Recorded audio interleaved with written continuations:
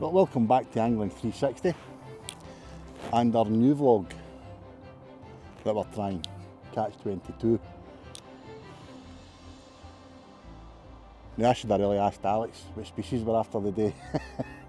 So we have got up early this morning, went down, Alex dug some ragworm, we've got some squid, some mackerel fillets, and basically we're just on a wee mini species hunt today. And the bites have came straight away. Already we've had pollock. There we go. What have we got here? Another pollock. We've had pollock, gold shinny, cork-wing wrasse, even before we managed to get the mics and the cameras out the car. So we've had 3 species, I think. Overall, we could potentially get over a dozen species here today. And it's very simple, basic fishing. If Alex comes over and has a wee look at that,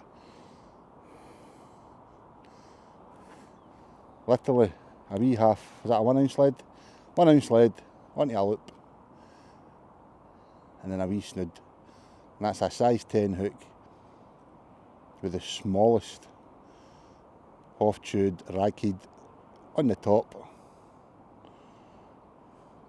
and literally on the same wee finesse gunky rod that I've used for perch, sea trout. It's ideal for this sort of fishing, and I pretty much guarantee that hits bottom. We are fishing the tide coming in, and the bites come pretty much almost, there you go, instantly. But it's just a case of dropping it down, see what you get, and hoping you get the stuff that you're looking for. So if I remember right, Alex might correct me here with some facial expressions behind the camera. We are after a rock cook, one of the smaller wrasse species.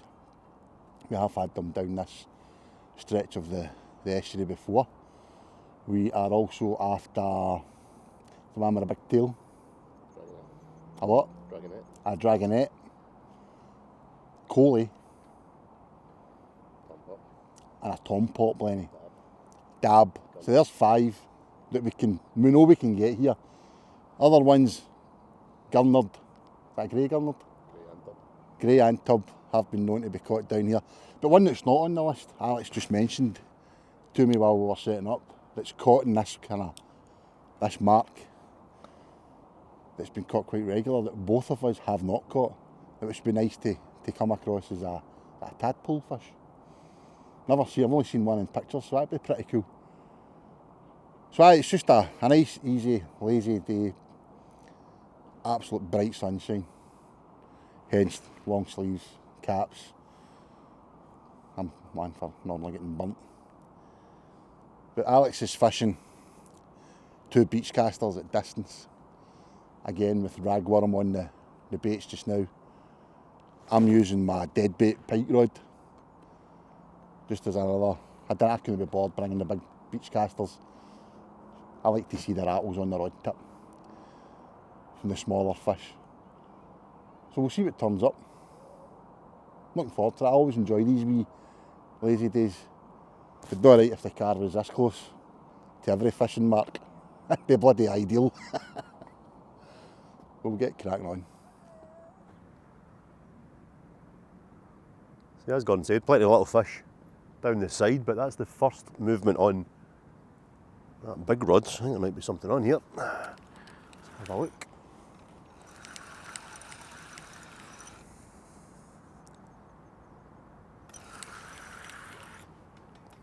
I think we're on a snag. Is there something on it? It's not big, whatever it is, if it is anything. If it's a dab or a dragonette, it doesn't need to be big. Yeah, we've got a dab. Got a dab.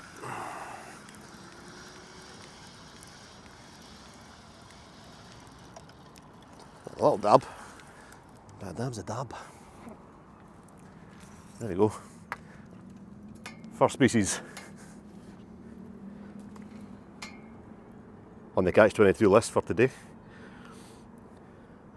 He's only wee, but no doubt we'll get a few more of these. There's plenty of them round about here. But yeah, Tom Poplenny, Dragonette, that's the two that we really want to get. And they're here. So the rig that I've got on this rod, somebody else's gear on there. My second once I untangle this.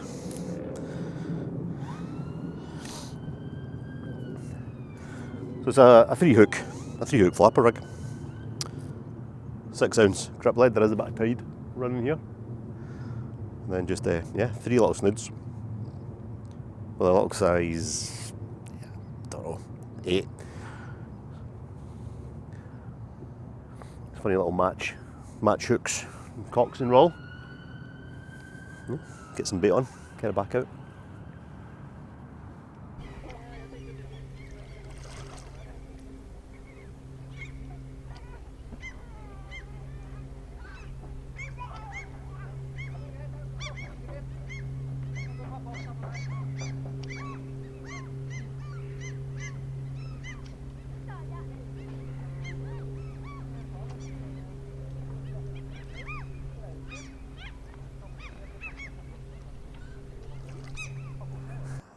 Just peered over the side there, big kind of kelpy bed down there. And you just see the fish, absolutely loads of them. Dropped the bait down, sorry, and straight away, I did think it was a rock hook initially. It's not. It's a little cork wing. But where there's cork wings, gold tinnies, there will be rock hooks. And that is one we need. I love this style of fishing, it's brilliant. Tiny little fish, but who cares? Just dropping it straight down, you can actually see the fish take it. I'm not saying that, they've all disappeared now.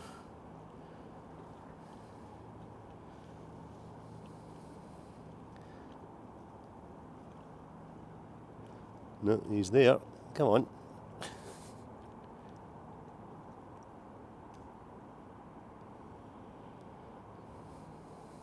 Typical.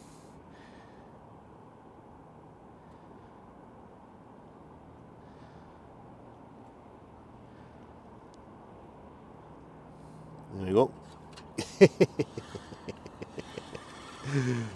Brilliant. A lot of cork wing. Great fun.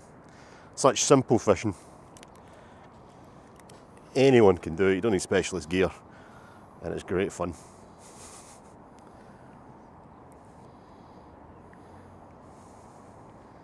Lovely.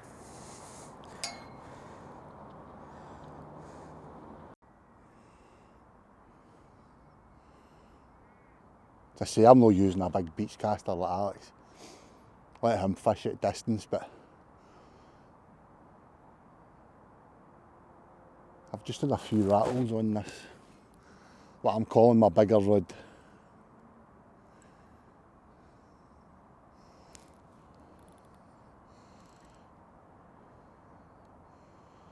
Usual, as soon as you hit record. Oh, there we go. Oh, there we go. Got to be a pollock. That a pollock or a collie? Pollock, of course it is.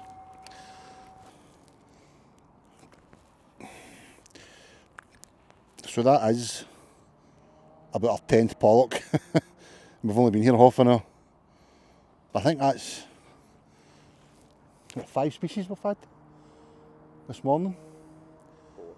4 species this morning, and Alex's dab is the 6th species on catch 22. So, see, we've only been here, like, come up for an hour, and it's been absolutely brilliant. Honestly, you'll see Mike's cheesy grins all day after 2 days. It's brilliant fishing. As Alex says, Alex is fishing his big rods at distance, and I'm literally just dropping this down the side. As close to that ledge as I can get. Just so we're not putting all our eggs in one basket, so to speak. And whilst that's fishing away, I get my wee drop shot rod and just dance this around. Jesus. That'll be on. Oh.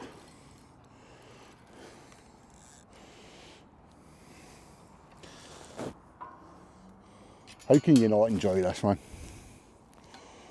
I just wish my boy would get into it. Fishing ain't his cup of tea.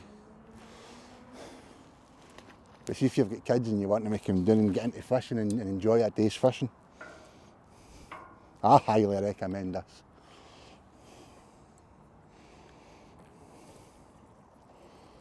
You don't need to kill everything.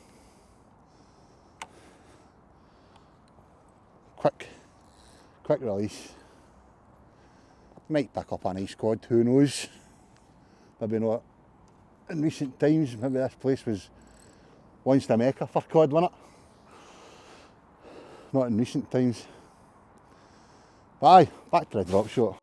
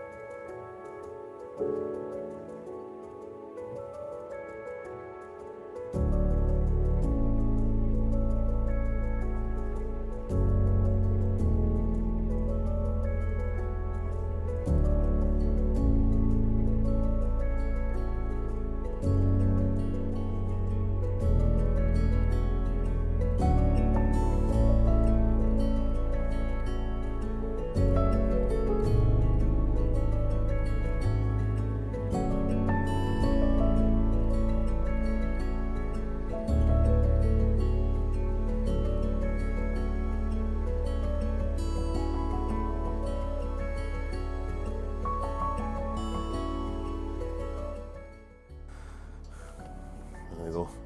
Plenty cork wings, plenty of these little panes, little gold cinnies.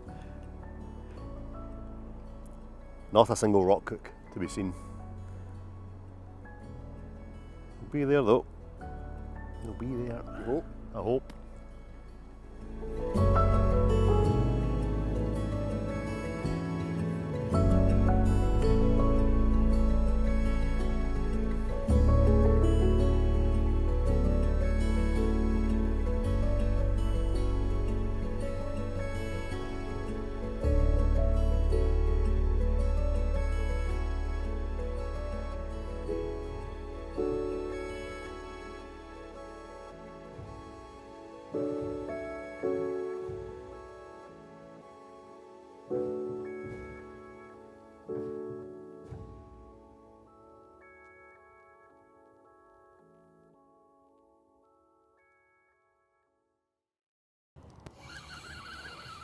So I literally lobbed this over it's a cork wing, a very nice cork wing at that.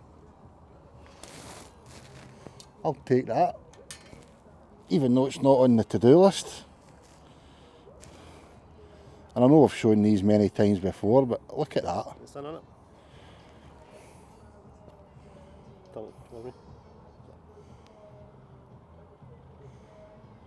Is that not just a bonny wee fish? They do get more colourful and bigger. But down the corner there, I've been getting nothing. Nothing but pollock. Alex is getting nothing but gold cinnies. So see over there, right over in the kind of iron, I don't know, the supports or what, facing of the jetty, the pier. We'll try that again now.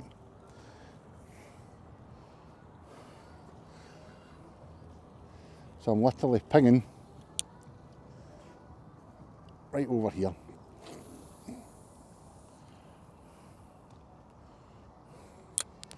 See if we can get one on camera.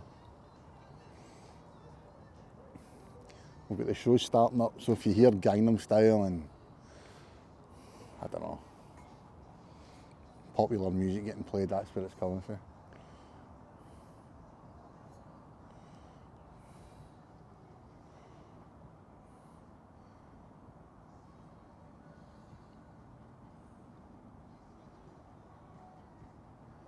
Just saying to Alex, as much as it's good fun and that, see when you're pulling pollock up after pollock up, it gets a bit boring.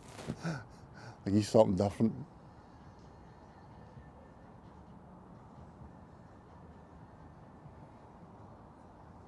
But it's brilliant. What I enjoy is when you're getting bites from these different species, you start to know what the fish is before you see it by the type of bite.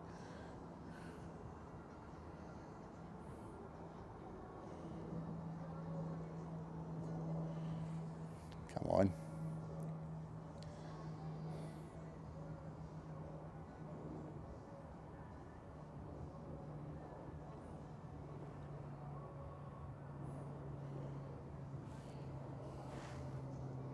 It's just going on to 1 o'clock.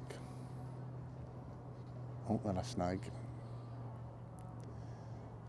Low tide was 9:30, wasn't it? So we're fishing the tide coming in.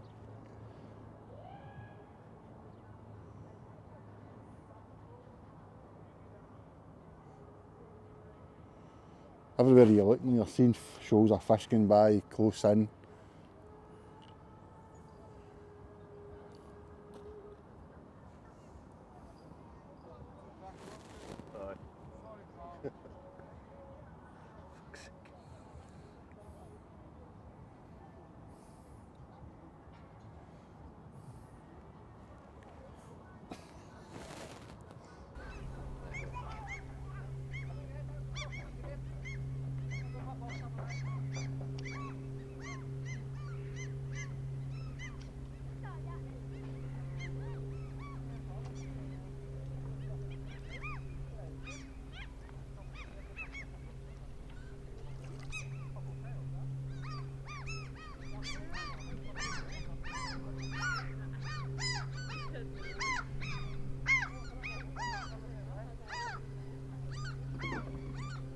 Still plenty of bites.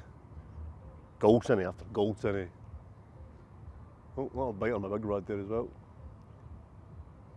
Oh, fish on here. Fish on here. What is this? A wrasse of some sort, I think. Oh, oh, wait a minute. Very green, isn't it? It is, it's a rock hook. It's just a green rock hook. Nice one. That was a cork ling there. I got there in the end. It is, at first glance, because it's quite green, I thought it was a little cork ling. But that is a rock hook. Very green, usually a lot more blue than that. But yep, without doubt that is species number 6 of Catch 22. No, 7. Species number 7 of Catch 22. Rock hook, tick. You see, I just get a little bit of blue round about the mouth, but yeah, very green. Unusual to see them green like that. Definitely a rock hook though, I think. Something else on the big rod. My money's on another dab. Hopefully it's something else. Come on. Dragging it. Be a dragging it. Doesn't feel big. It's a long way out.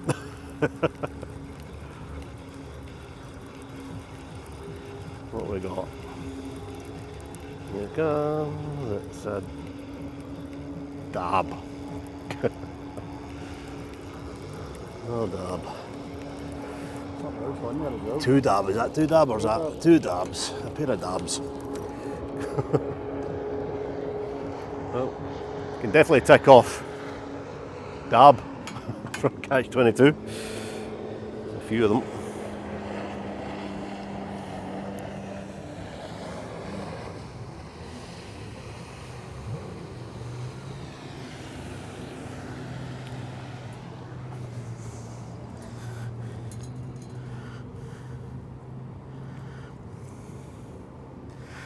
This one.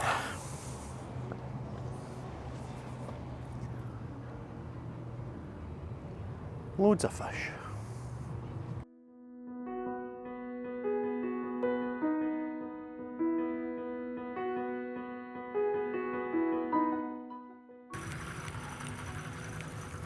My money's on another dab. A dab-like bite. You're getting a dab hand at him.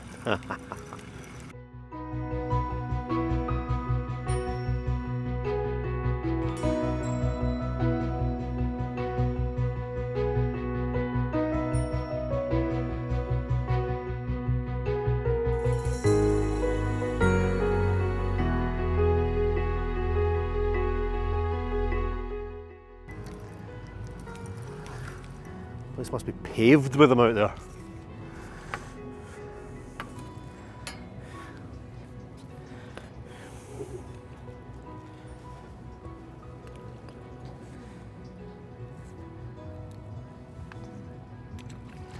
Oh, at least it's fish.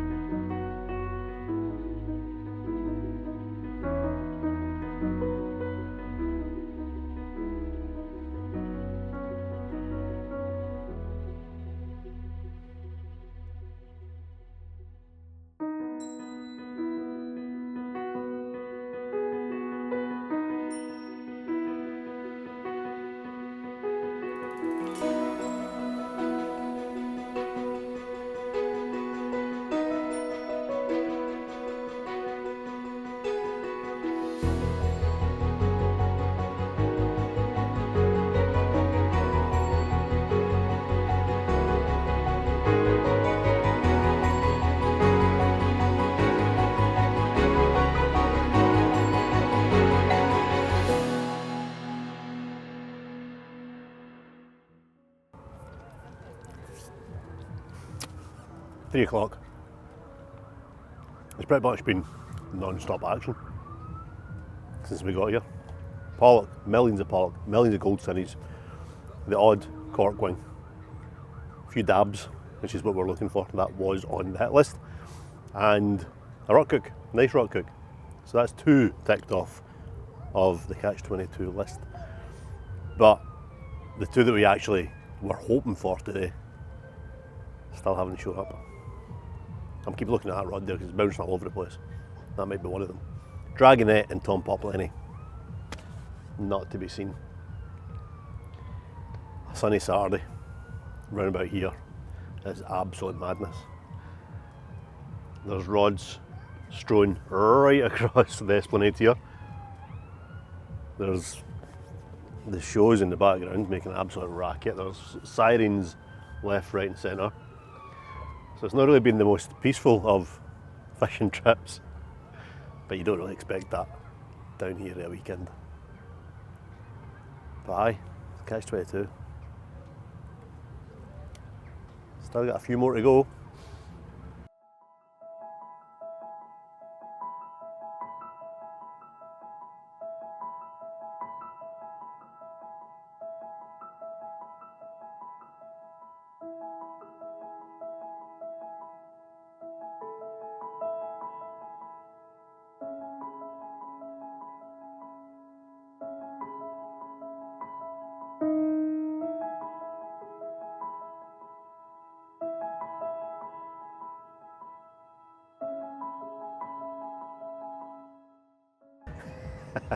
That's hilarious.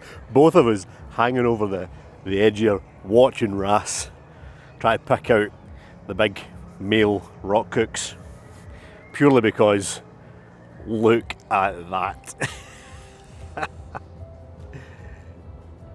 That is stunning. We could actually see them, we could actually pick out the blue of the males and amongst all the cork wings. That blue and that dash of gold on the flank is just absolutely stunning.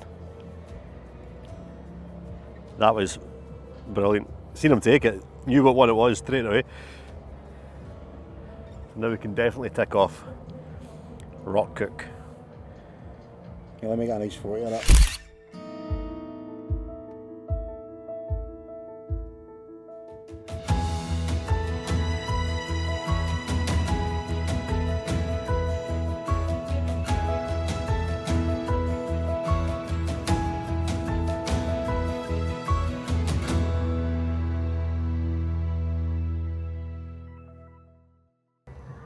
I think I've just about had enough. Constantly catching fish since we got here. Managed a couple off the list. No dragonette, no tom pop lenny, so it does mean we'll let it come back. But yeah, rock cook, tick. Dab, tick. So yeah, we're getting there. So we started today with 5 species. This is where our little graphic comes up once I deal with this gold cinny. Congreel, black goby, long spine sea scorpion, nope, short spine sea scorpion, cod and pollock. And then after today, we have those 5 plus your rock cook and your dab. So 7 down, 15 to go. But yeah, I'm getting a bit hot. It's time to call it a day, I think. So thanks for watching, and we'll see you wherever we are next. Yeah, I'm out of here.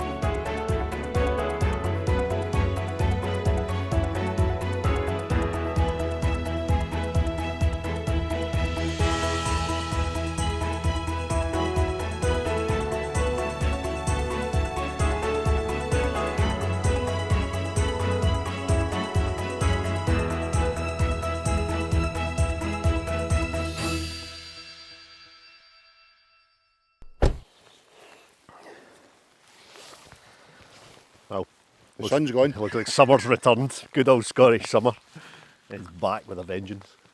But well, we kind of needed it though, didn't we? Aye, needed rain. The rivers, the lochs, the lakes. Everything's on its arse, innit? Right, well we've got it. including your allotment. Aye, it's desperate for some rain, so. We've got the rain, but that's brought the midges. We're even 9 o'clock in the morning yet, and it's already a bit of a battle with them. Yeah. But we're on a... I don't know why he's put smidge in his eyes at enough, but It's so stingy. you avoid your eyes. No, the rain washed it into my eyes. But aye, new mark.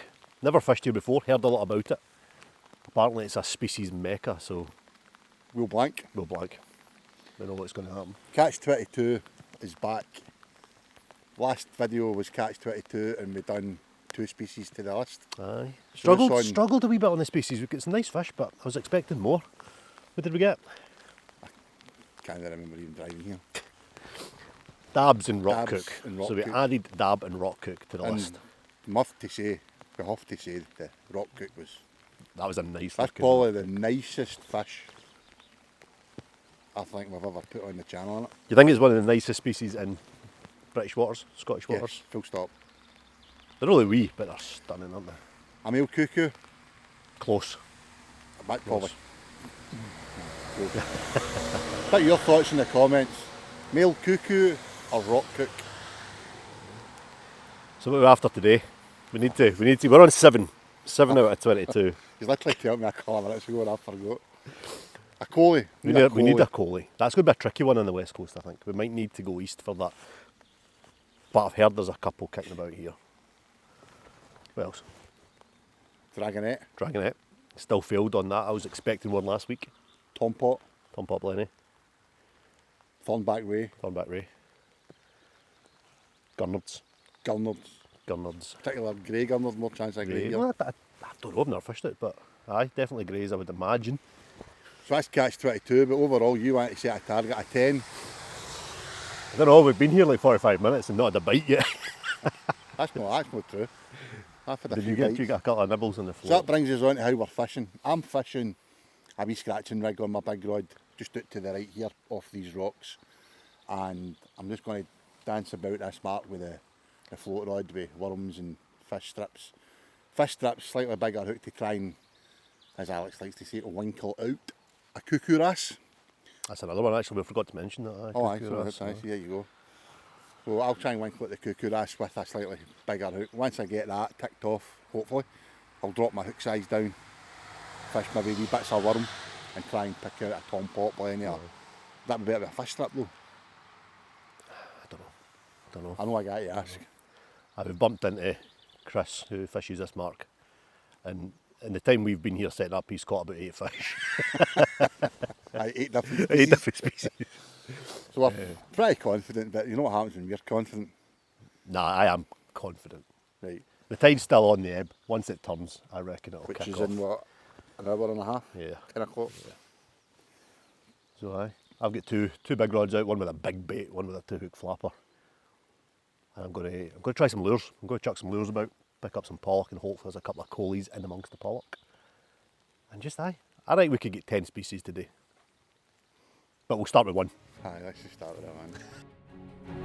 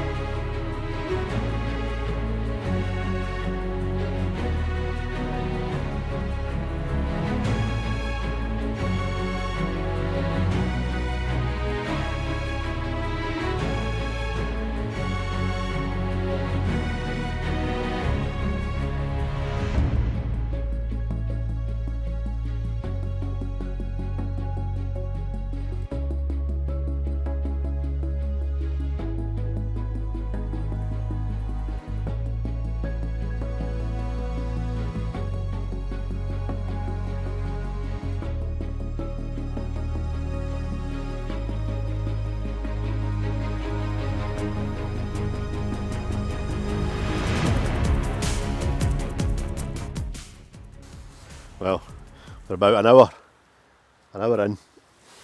Big rods have been in, soaking. I've thrown some jelly worms about. We've had absolutely nothing. So the LRF rod's out. Just dropping it down the side here in amongst the sort of stones and the rocks. Tiny little bit of ragworm. And we're getting bites, but I think I know what they might be. I think they might be good old gold sinnies. They're never far away.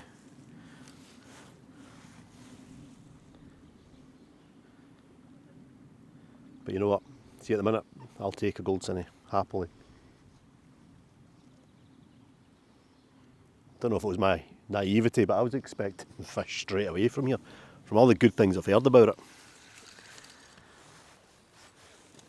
It's proving a wee bit more difficult. I'm hoping as soon as the tide turns, the fish will turn on. But the good thing about this sort of stuff, little hook down the side, you can pick up anything. 90% of the time it'll be, I would think, gold sinnies, little cork wings. But we've just seen a fish that I've never ever seen before. Unfortunately, none of us caught it. A clingfish. So that would be interesting if we could get one of those. Still getting tiny little rattles here. I'm not able to hook them. What size of hook are you using? Size 16, like a small hook, you know. So whatever it is down there must be microscopic. But we need something. We need to come away from today with something to add to the list, or to tick off the list, so to speak.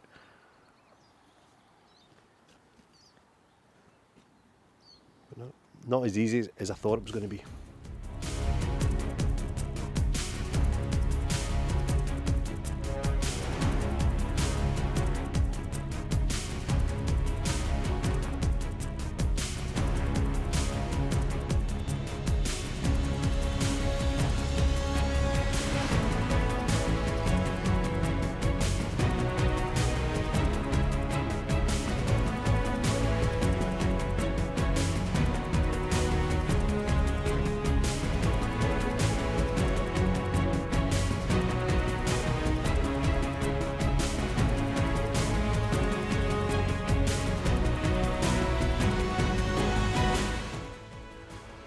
As you saw, Alex is doing a wee bit of wild drop shotting style.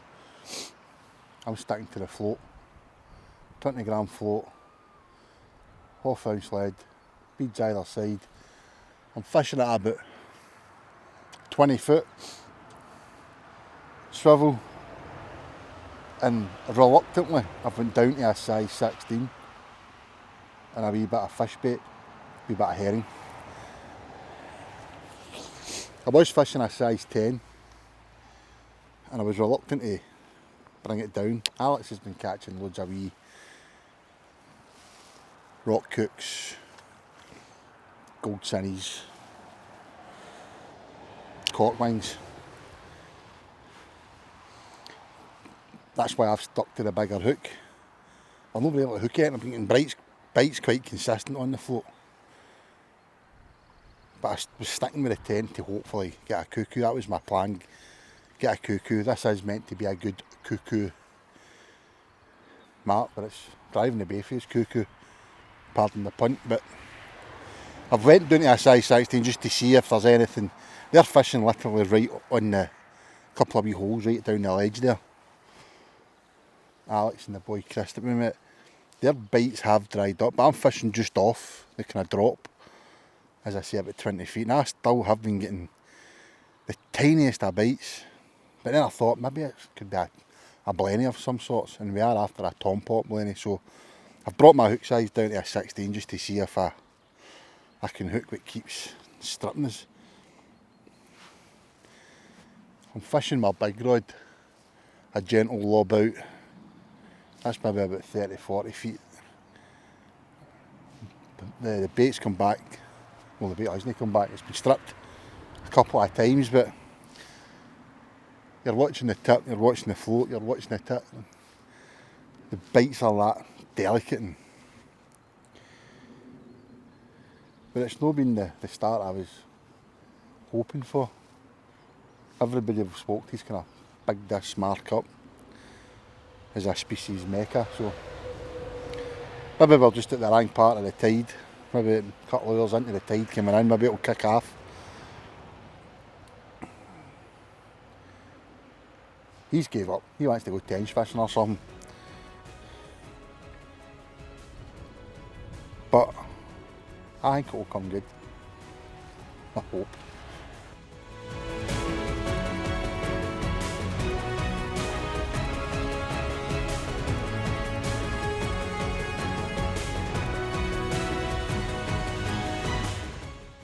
I was just about giving up hope on this. But that's the big bait. That's a fair old bite. Just in the middle of a moan there. Oh aye. Oh aye. What is that? That feels like a reasonable fish.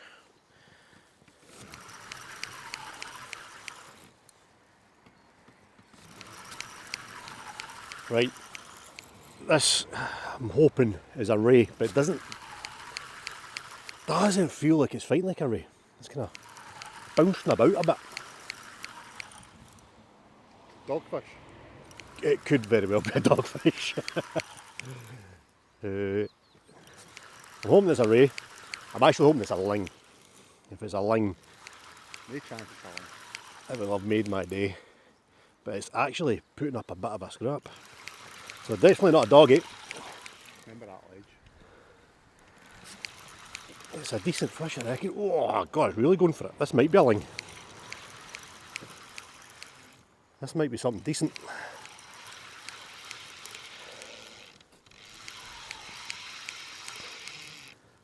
Oh, it's big. What is that? A taupe? It's a taupe. It's a taupe. No way. It's a taupe. That my smooth now. No, oh, it's big spur. Big spur. Big spur. I'm going to go down and get this because it's a decent fish. Oh, it's a nice spur dog.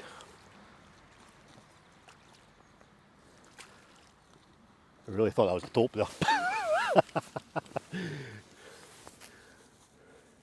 Right, I'm going to go down and pick him up at the rocks. Well, here we go. Glad I didn't go in too much of a huff. Wee bit of blood, but there always is with these fish. He's a good 8 or 9 pounds possibly, maybe even 10. And we do need a spur dog for catch 22. So there we go. 40. Ah, it's got to be 40. Right, it's all kicking off. I've just seen some decent pollock smash fry on the surface there. The water absolutely exploded. The pollock coming out of the water, so let's see if we can nick one. Bit of a wee firetail worm on. I don't have any metal lures, unfortunately. That would be ideal. There they are.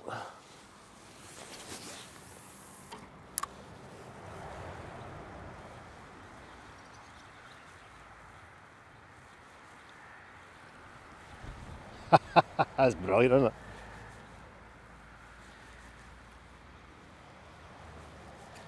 It's just not the ideal lure for this, but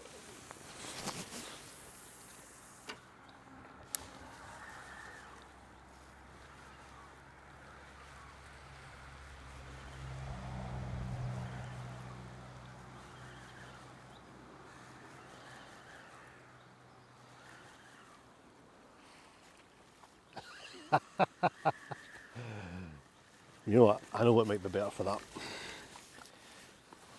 Quick lure change, give me a wee second.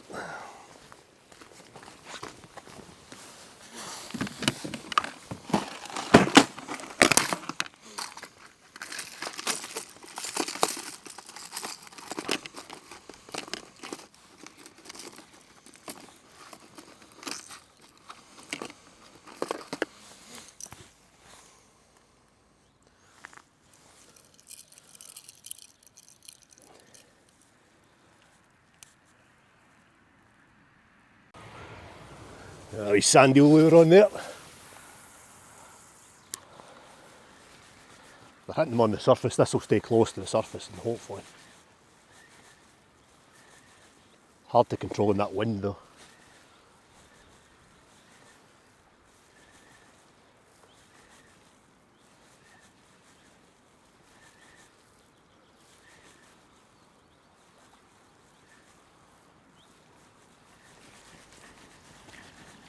Come on.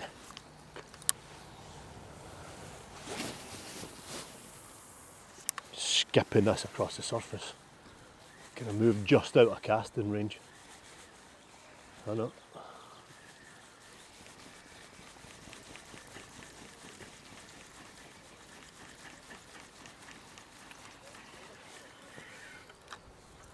Actually looks like it might be Coley's. I just can't quite get to them. I'm going to run along the pier a wee bit.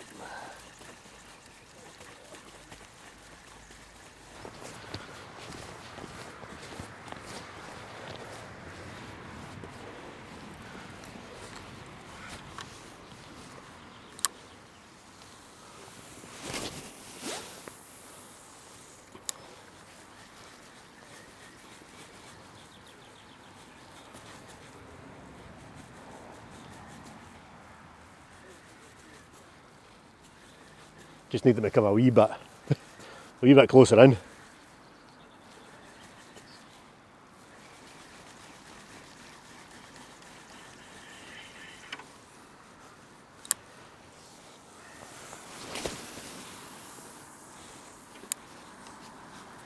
Well, we've just seen a couple of nods on that left-hand rod. That's the little scratching rig.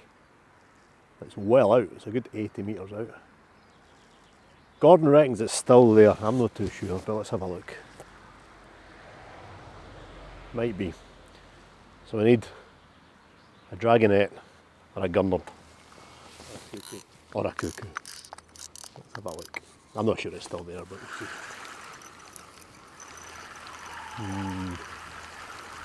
Don't think so. That is, it's small.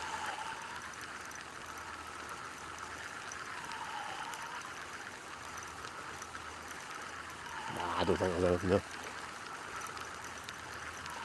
Encouraging to finally get some bites though.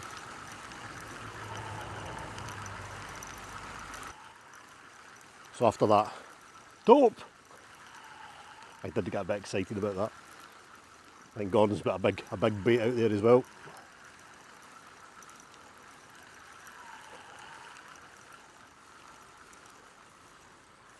Nada, not a thing. But while I'm here, let me justify my overreaction for that spur dog. Nope! Spur dog are quite rare here, and I knew that. So it was the last thing I was expecting to catch. Not that I was expecting to catch a taupe anymore. But it did look, when it came up to the surface, it did look that sort of sandy colour.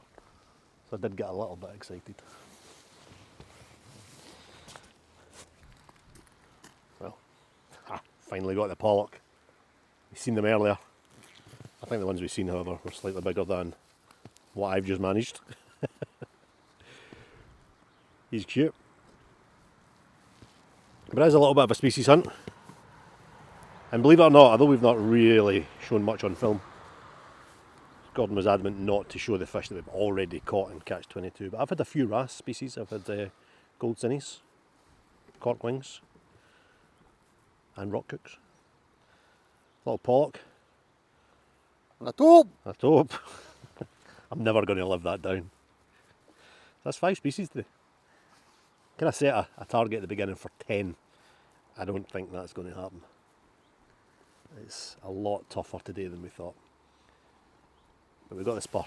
We've got the spur. And we've still got time. Loads of time left.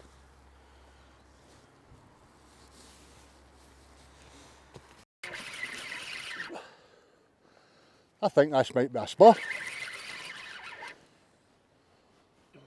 I wasn't going to put this rod out.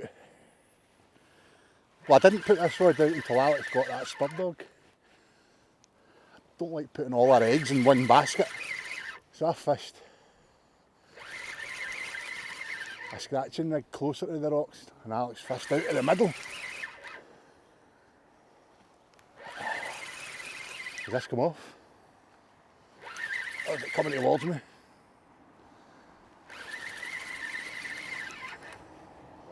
I think it's off, isn't it?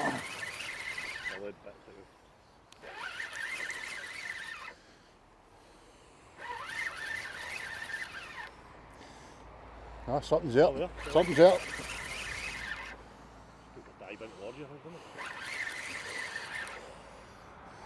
Oh, it's a ling. Oh, it's a big ling. Oh, how did I get that? There we go. Unlike Alex's ling, I actually caught this. Look at that. I've had fish like, I've had ling slightly bigger than this years ago before I met Alex. And we've been dying to get a half decent one for a while. I mean, don't get me wrong.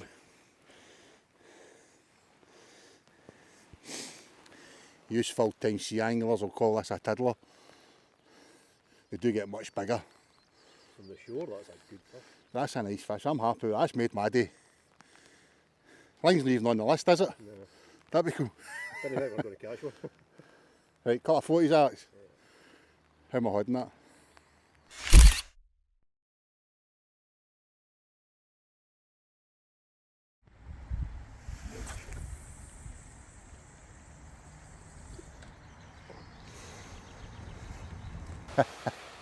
If ever there was a mate that's spewing that you've caught a fish, the man holding the camera is spewing. He's been after a ling like that, I think his whole fishing life. But it just shows you, you know, you can have nothing all day and then out of nowhere you get a nice fish. Now unfortunately with ling, the swim bladders do go on them. During the fight, what we think was happened, and I thought I'd lost it. Speaking to Alex, Chris, I'm obviously in a discussion about it. I think that's when the swim bladders went, and then you're just basically bringing like a big wet sock in, so to speak. So rather than it go to waste, we are going to keep it and we're going to use it in a catch and cook. You know what Alex is like. We'll rustle up some fancy meal with it. So we'll get that cleaned and filleted and we'll do something with it. But that catching that's made my day. Because I've not caught a thing. I've been getting daft wee bites off whatever it is. I've even dropped to a size 16 as I've said. I still can't hook in. But maybe with that, changing the tide, obviously we've seen the pollock and the herring. Alex tried that. Alex has had the spud dog. We've had various other small species. Hopefully it's all coming together and we can get a good video out of this. Because at one point, he was wanting to move. He was wanting to go at a completely different loch. Which, to be fair, if we hadn't had anything, I probably might have agreed, but I did say this will come good, didn't I, Alex? So, the only thing is, the ling's no one to catch 22, Alex. Wonder why. Didn't expect to get one. But it just shows you, that was literally, any of you that follow Rab Turner, I kind of copied his technique that I watched him do when we were fishing with him. Just one nick through the tail of the head of a bite-sized bait. That's all I done. Didn't bother with all this elastic carry on. I can't even annoyed with it. Pinged it out as far as I could, and there we had the result. So, if we get a thornback there, that's a thornback and a cuckoo. We can do it. I loved it if that rod went there. Well, earlier on, we mentioned a clingfish. It's a fish I've never seen before. I've seen photos of them, but Chris, who is fishing beside us, has just managed another one. Slightly better one this time. Now that is the weirdest looking little fish I've ever seen. Cool looking wee thing.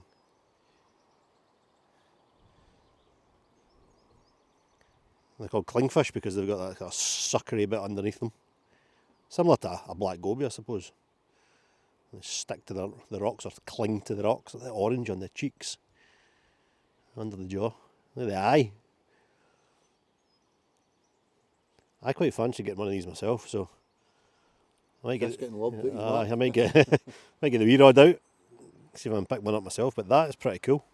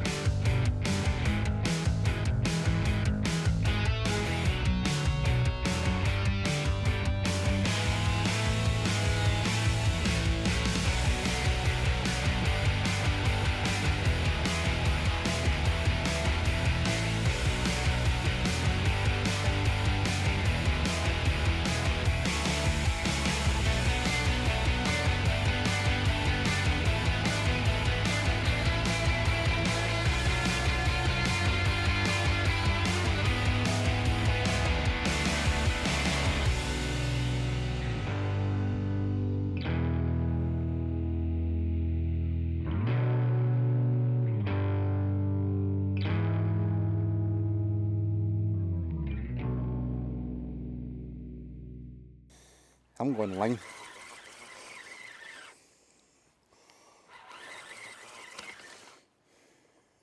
That is. I should be able to lift this one up.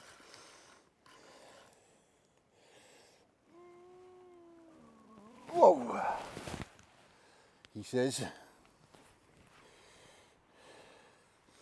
He's lying a doddle to catch, Alex. Right, we'll get this sorted.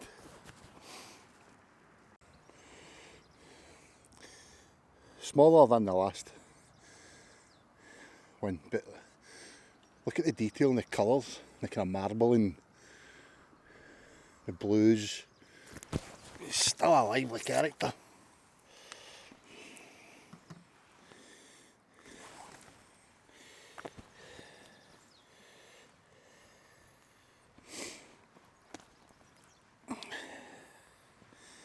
Aye, I don't really know much about them.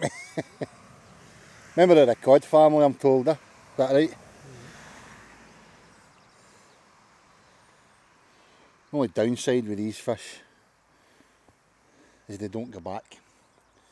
The upside though. The upside is they taste good apparently. So Alex will be getting this one for his dinner. So basically I'm just fishing a pulley rig, 6 ounce lead. Alex will need to tell me what size hook that is. 4030. 4030. I mean, I said earlier, bite size. That's 2 tails have went out and 2 ling have come back. So needless to say, I'll be popping another tail straight back out. Once, twice.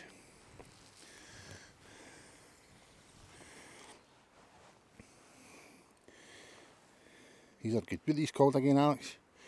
Clip down lead clips or something? Impact ones. Impact leads. Impact clips. Makes you all streamline and stuff. We'll whap that back out there.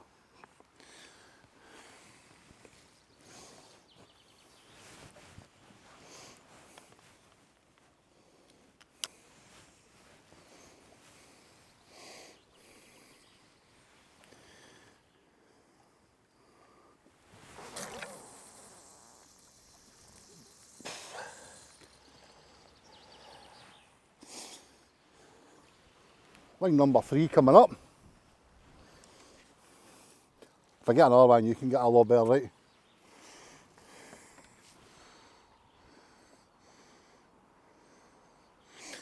weird, because we really thought we would get thorn back here. Never did we think we would get 2 ling.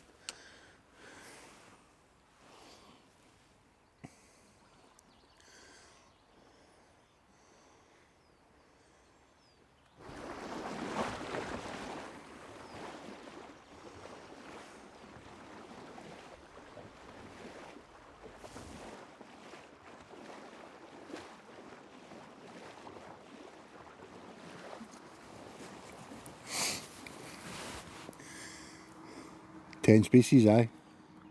How many did we get? 5. 6. 3 wrasse, 4 wrasse species.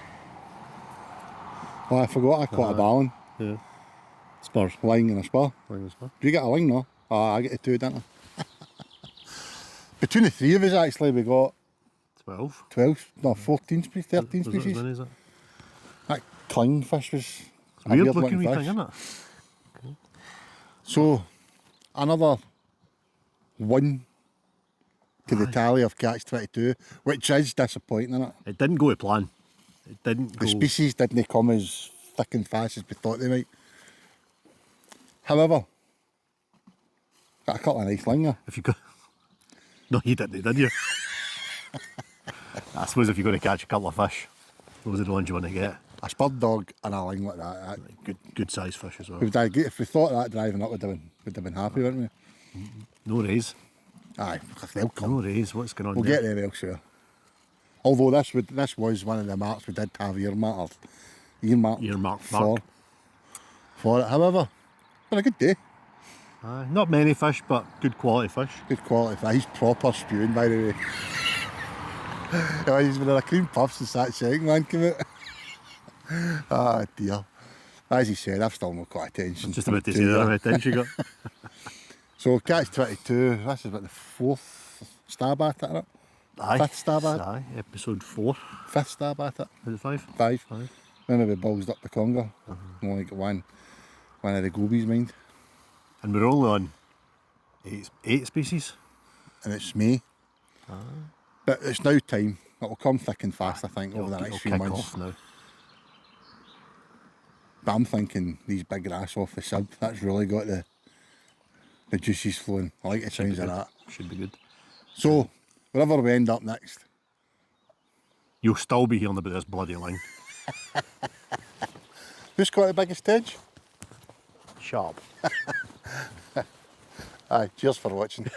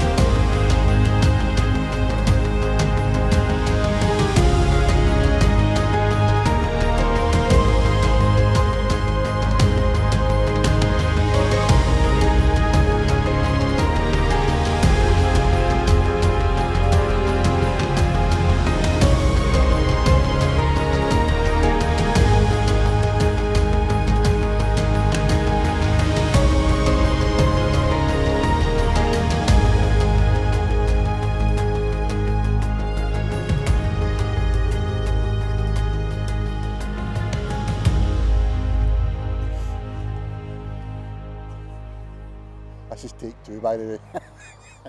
So welcome back to Angling 360, and welcome back to some sea fishing. What kind of sea fishing? Go on, you're dying to tell them. Go on, tell them. You've got no idea how much he's spewing. I caught the 2 ling last session, or last week. It's a fish. It's probably one of the only species that I've caught and you've known it. I caught a couple about 10 years ago from a boat, and I've never had them since. And I can't let him claim the one that he caught just before Christmas, where he found it in the kelp about 2 years later. It's not happening. Still caught it. It was only that size anyway, so... Yeah. So needless to say, we're back at the very same mark. He's literally put his tripod in my tripod holes for last week. He's asked me for the GPS location of where I put my weight, or casted my bait. Exactly where it landed. And they hope that he can get one. So that is the plan. But that's not just the plan. Yeah, well, we're going with a catch and cook.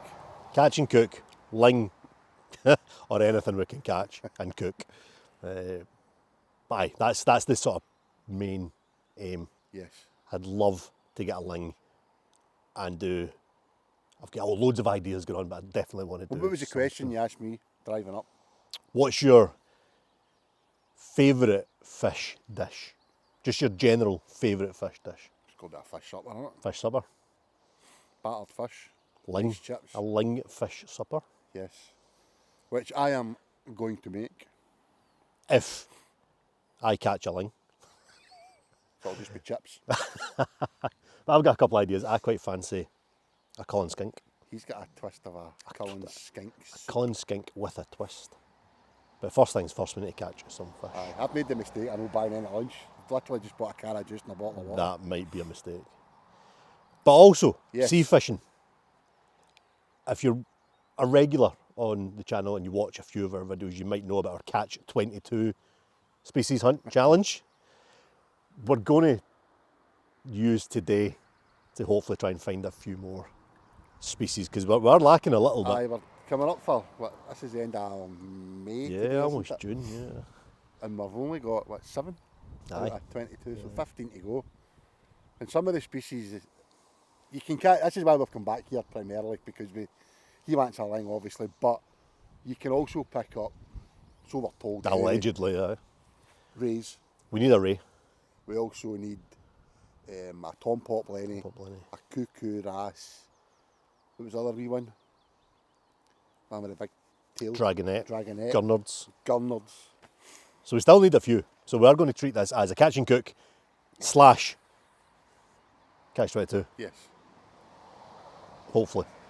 That's the plan. Bit of fishing, bit of scran. Basically we're just winging it and just seeing what happens. Yeah, as we always do. Nothing we ever do other than the cooking is planned in it. No. Nah. We just come out fishing and see what happens, see what we get. So some big baits out, some drop shot stuff, some float stuff. 4 big baits out. Drop shot, lure rods, float rod. Covering all bases. So fingers crossed. You sure you've got his weather forecast right? The rain is coming. It's going to chuck it down early afternoon, and then hopefully once it clears, that's our window to get dinner on. Right, fishing. Right, need to catch something first.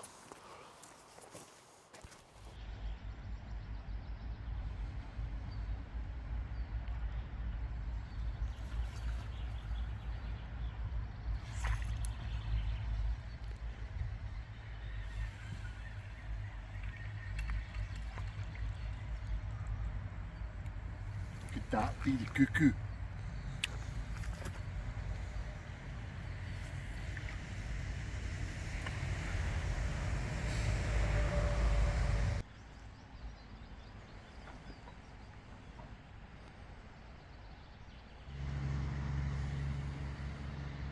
It's away with my bait.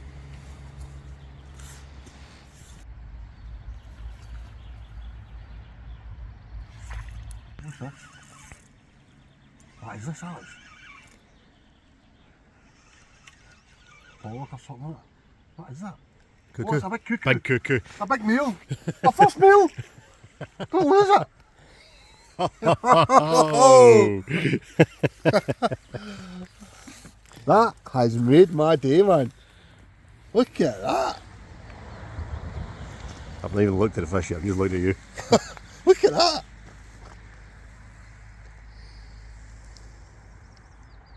Unbelievable. Holy shit. Look how stunning that fish is.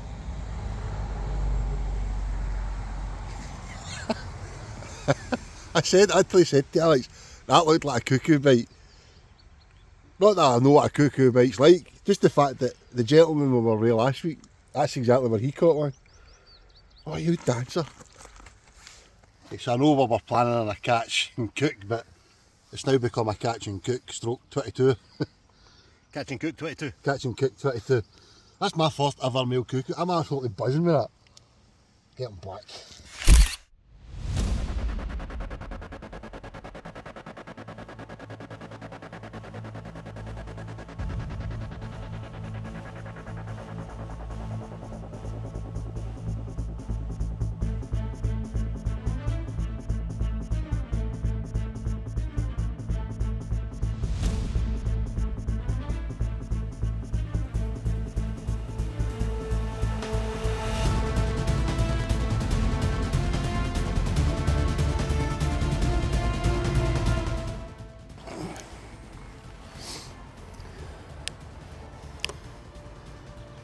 So I've been playing about with the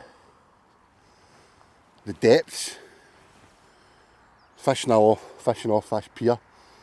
I've fished right down the side, I've fished just off a drop off, but I must be fishing at about 30 feet.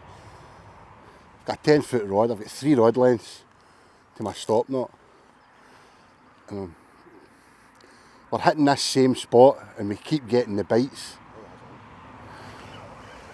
Every time Alex says I think that's on, it's never on. When I start just going with my own instincts. But what I'm doing is fishing rather than a worm or a ragworm, fishing a sliver of mackerel. Size 10 hook. The usual swivel, couple of beads, a big float. And every time it hits that same spot, we seem to be getting bites. So hopefully there's a big shoal of wrasse. A rammy of wrasse. An orgy of wrasse. Too far.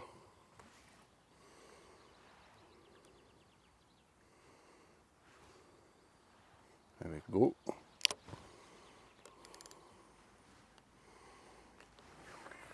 See, we've been fishing for about a couple of hours, and that's the first fish we've had. And what a stunner of a fish. That's my first ever male cuckoo. And I think only my third ever cuckoo. Beautiful, beautiful fish. Alex asked me there, the last video we did, or one of the last videos we did, is this Britain's prettiest fish? And that was the rock cook. I think the male cuckoo raskies are in for its money. And another bite there again.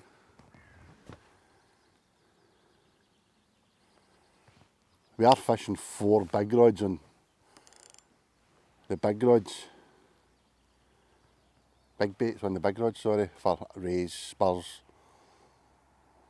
And as we said, fishing's hoping for a ling. He's still not quite got over the fact that I caught 2 last week.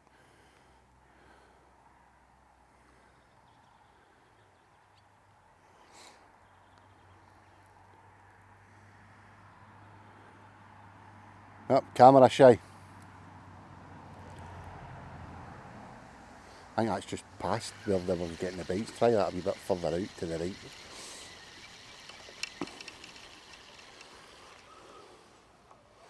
It just shows casting around and trying different depths till you find the fish. Does work.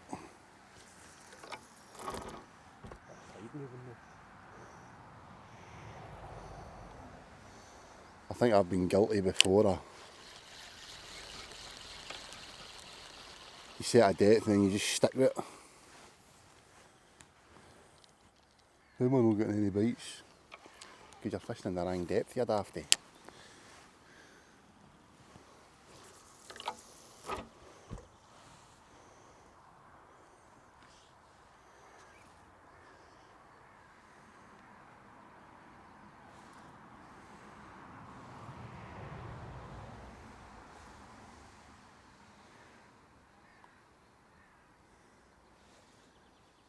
There we go.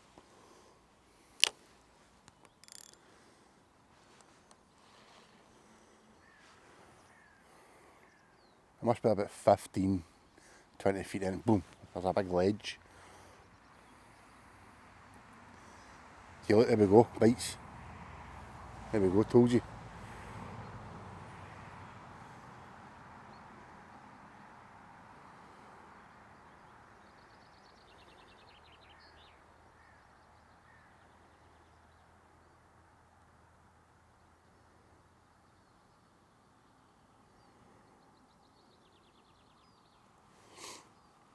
Come on. He's a big female now.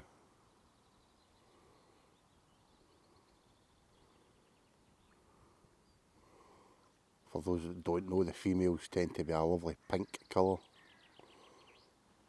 Hopefully we can show you one.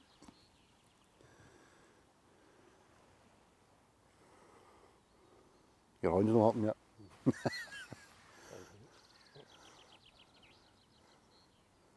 Like guaranteed when he hits stop, we'll hook a fish.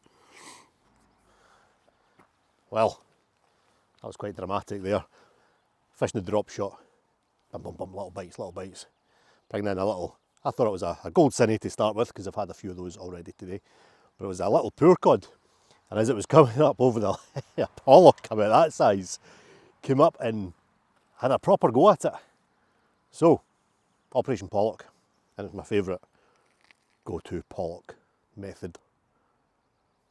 Jellyworm, firetail jellyworm, just chucked out over the ledge and just slowly retrieved back. Look, what an idiot I am. That bead's supposed to be on the other side of that weight. I'll fix that first, eh? Well, fix the bead. Second cast, there's hit a fish there, just off that ledge. So you can get one on camera.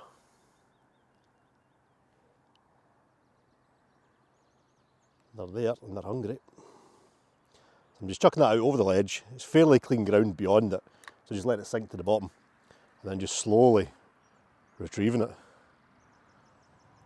Keeping it fairly close to the bottom. Bring it up over that sort of kelpy, rocky ledge. That seems to be where the fish are just sitting.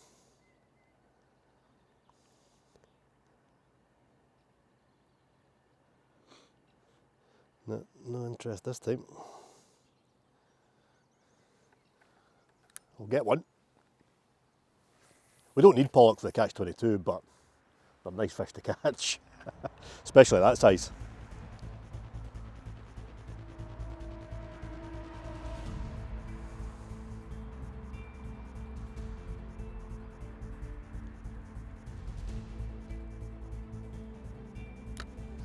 This time.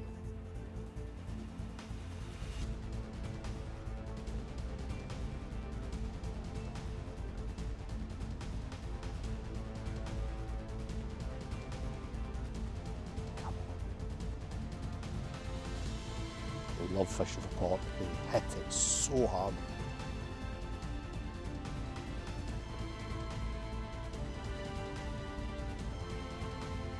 Interesting to me, that.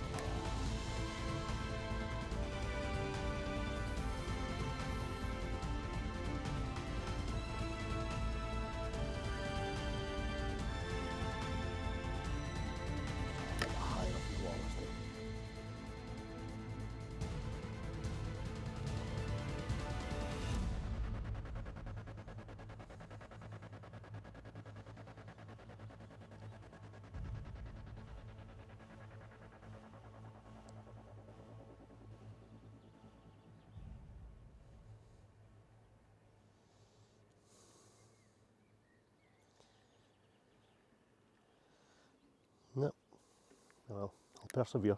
I'll be back. You know what's going to happen. As soon as you turn that off. Right, they're hitting the worm. Well, let's see if we can try something else. Now, Gordon tells me that these Berkeley Gulp Nemesis Prawn Paddle Tail Pearl White are deadly for pollock. Well, at least somebody told him that. The problem is, he can't remember who told him that. So if it was you, stick a comment and just remind them. Let's give these a go. Quite big lures, but definitely going to stand out.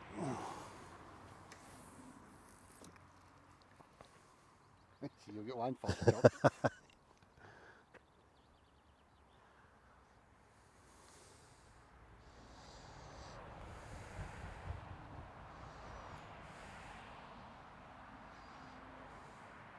On the bottom.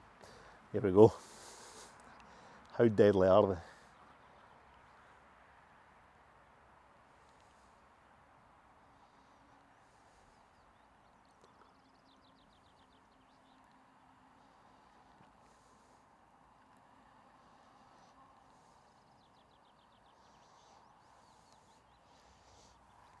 Rubbish. They look good in the water, but do the fish think so?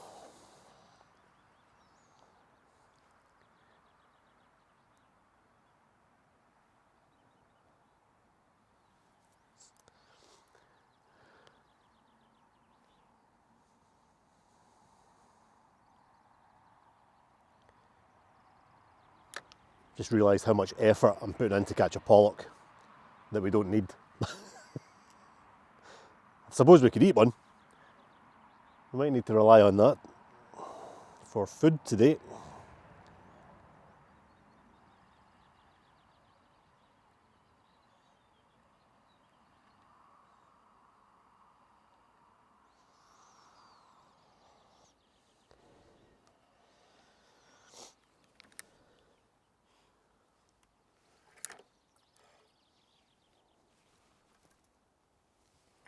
You don't catch one, that guy's putting no name in any comments.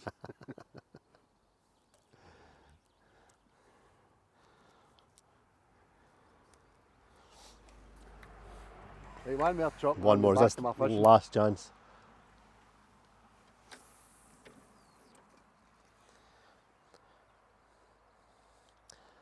That type of lure might work better on a jig head. Possibly. I don't have anything big enough for that though.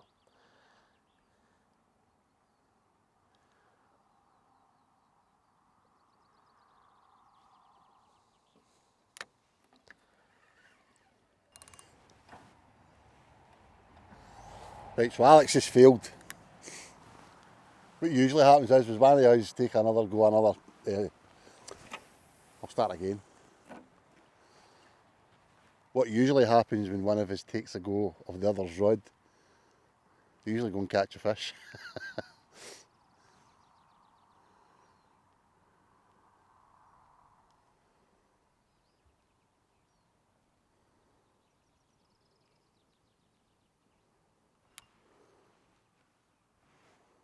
Right, that's a long way down, isn't it?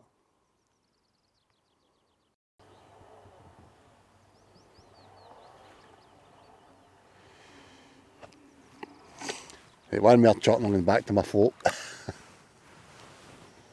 Give us a right good ping.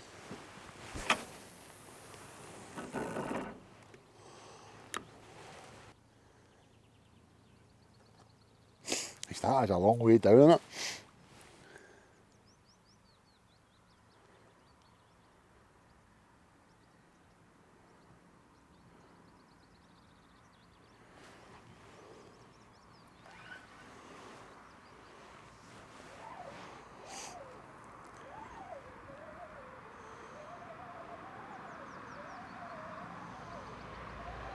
Come on.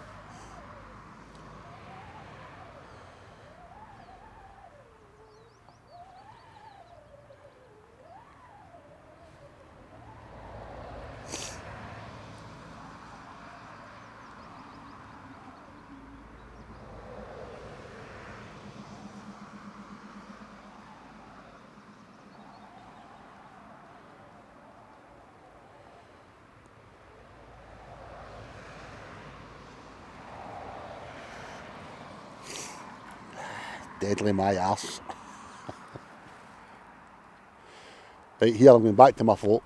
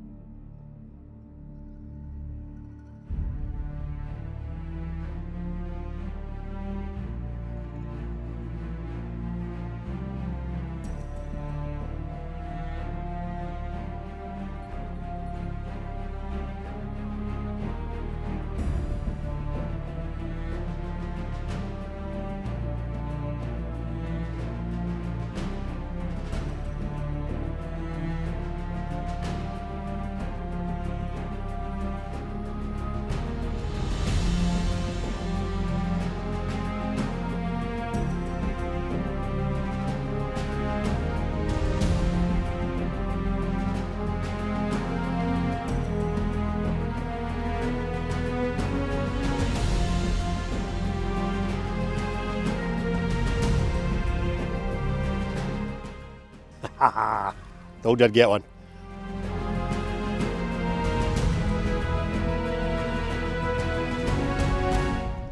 I can get one without gloves though.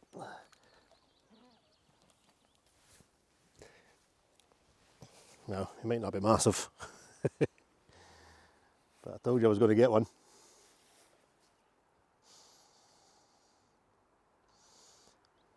He could be dinner, he could be fish and chips. Bigger ones down there, isn't there?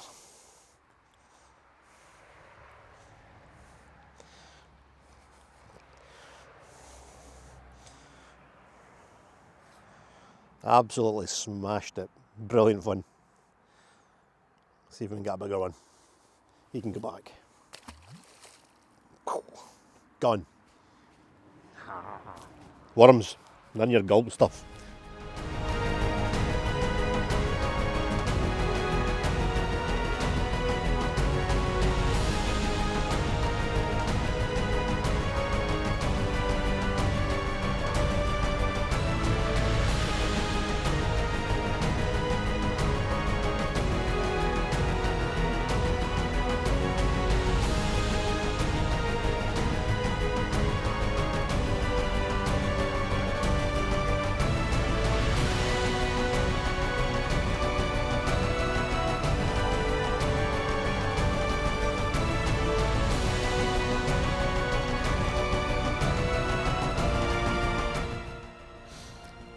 Plenty of wee bites just straight down the wall. Speak for yourself. Yeah, well, mainly gold sinnies. Well, it was mainly gold sinnies. He's cool. He's cool. We don't need him though. Long spine sea scorpion in miniature.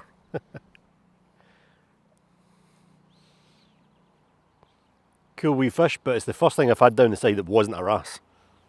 So we're going in the right direction. Tom pot plenty, that's what we need down there. I literally changed to one of them big jelly worms that Alex got his pollock on first shot.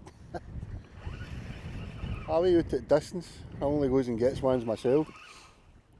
What's that? No badging. Ah, it was big as I thought. Oh no, it's a... That was a pollock, wasn't it? Was it a collie? I don't know, look at a silver. Did it? Oh no. I don't know, it probably was a pollock. But... Bastard. Try that again. That was a right out bar. Oh, Gordon's just lost that fish there. Stuck on another worm and bang. We're in. Another pollock.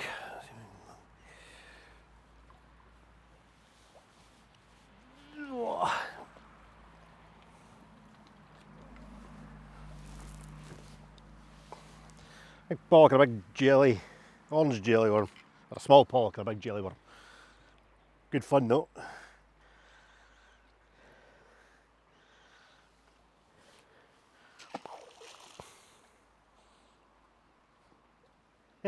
Great. We're a good 4 hours in. Not a huge amount to show for it. Big rods haven't moved. Gordon managed that lovely cuckoo. I've had a few small bits and pieces. And a couple of pollock. So it's not been a lost cause. But no ling. Yet. No ling yet. And we've still not really caught anything today worthy of fish and chips.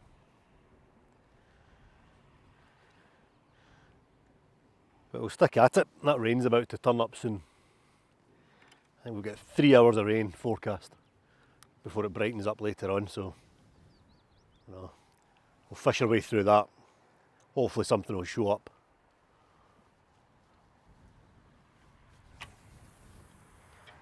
We'll get some food. It's looking a bit ominous now.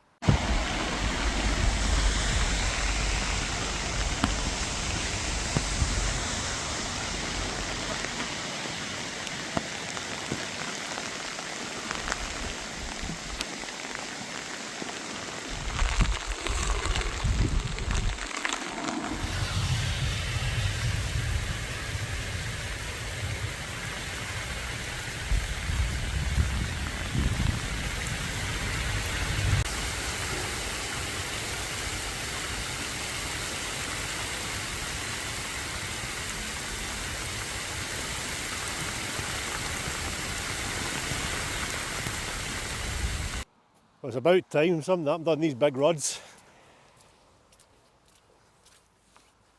There's a half a herring out there and it's teared off. Torn off. Come on.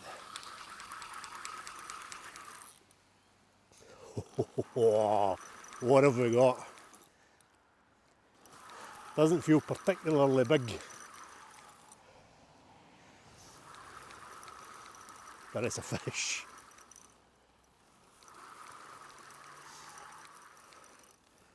I wonder what this is. This is weird, feels weird. Wouldn't surprise me if it's a doggy. A wee ling. A little ling. But it's not really doing much. In fact, it's not doing much at all.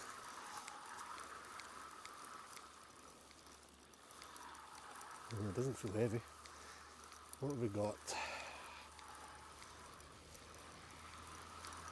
A proper bite though. A couple of kicks now.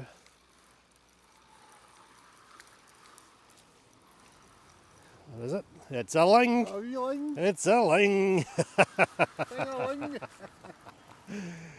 Oh, this is a ling hotspot, isn't it? That one does count! Yes, I'll give you that one.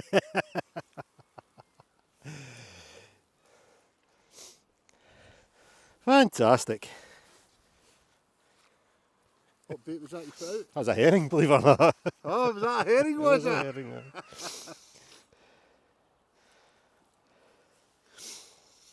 Right. Let's deal with this guy.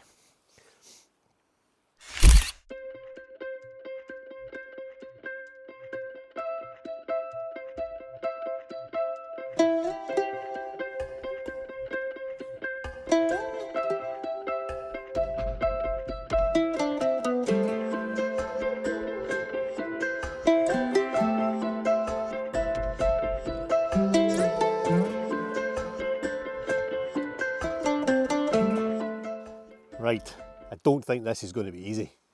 We've kind of hidden in behind this little dike here, kind of wall. Well, it doesn't look overly safe, to be honest with you. It looks a bit crumbly.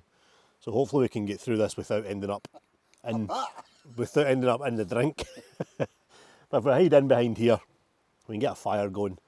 We can keep everything out the wind and hopefully it'll go to plan. But ling aplenty. My little one from today, as Gordon said in the last episode last week, ling, they just don't go back. They're coming from really deep water here and their swim bladders go. So even though it is fairly small and we'd like to put it back, the best thing to do is just take it and we'll make really good use of it. We're probably not going to use this one today because we came prepared. Obviously we were going to come prepared because the chances of us catching a ling today were slim, even though we managed it. So we came with Gordon's fish from last week. So what we've done is we've left some just as is with the skin on. I've skinned this one, and because we came prepared, it gave me a few hours today to get this on salt. So I've salted this fillet, just covered it in salt, stuck it in a bag and left it for about 6 hours. And that's made it really quite dry and tacky. And that's going to be smoked. All right, we've got a smoker in here. That's going to get smoked and that's going to go in the cullen skink. These two, battered, fish and chips. And we'll see who's, well, they're both going to be pretty good, aren't they? So that's the plan. What? Oh, excuse me. What are you laughing at? See who's going to be the best. See who's going to be the best. They're both going to be good, but mine's going to be better. But aye, that's the plan. Hopefully the weather plays ball. Let's get this in the smoker. Gordon can deal with his fish, get them battered or whatever, and we'll get some food on the go.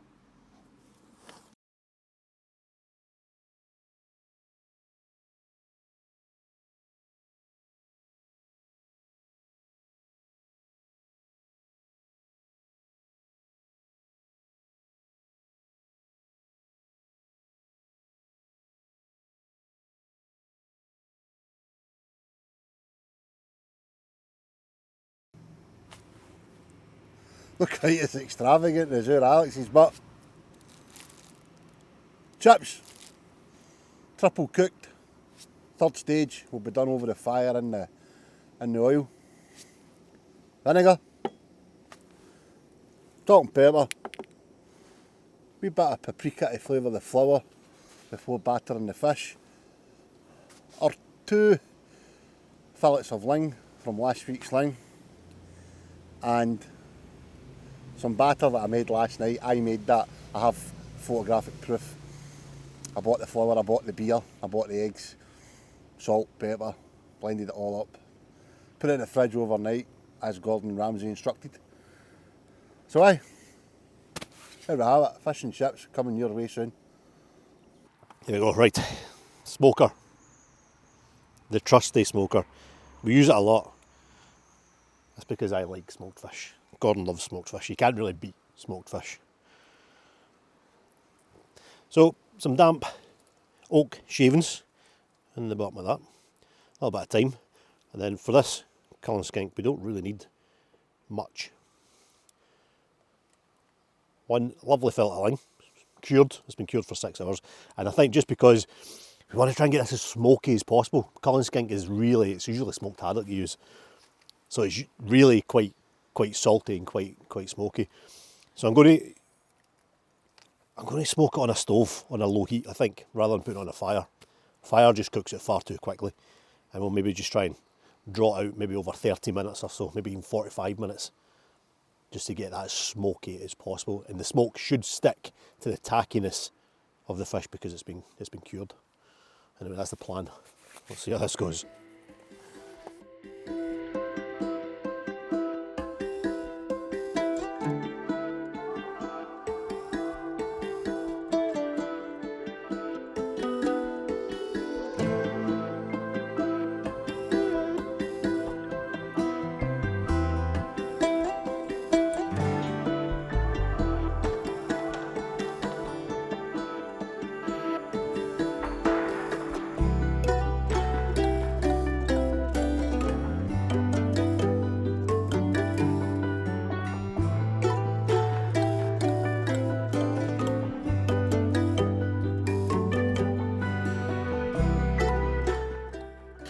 Stage 3 of these chips, and I'm not going to lie, I'm shitting myself because that oil is hot. It's not as if you can turn the heat down, and oak staves burn very, very hot. Oh shit, a wee bit of sand for Alex's chips there. Hope you don't mind, Alex. We'll throw that one away. I'm going to here. This could be Pretty hot, careful. This could be a legate job.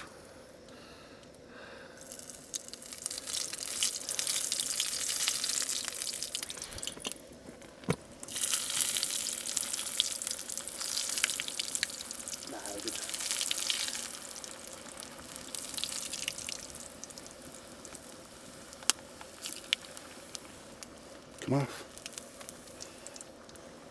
A wee bit at a time, because that is bloody hot.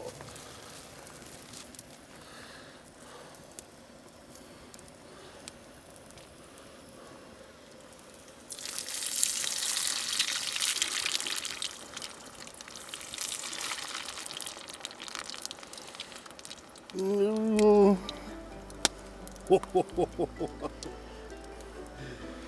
And we'll just do them a wee bit at a time, Alex.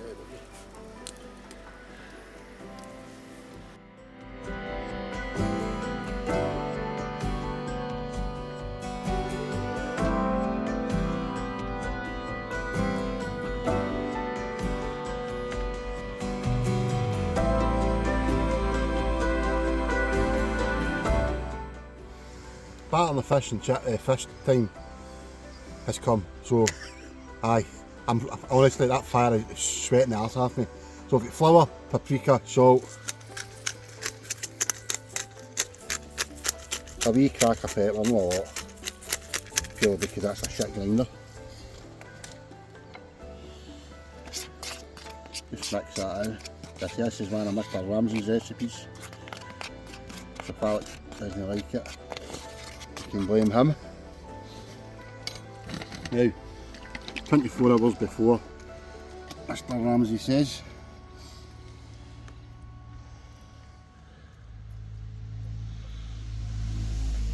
Nice batter. Beer batter. So, I've only done a practice in this once, so take your fillet of fish. Give it a good soaking douse of flour, and this is so that the batter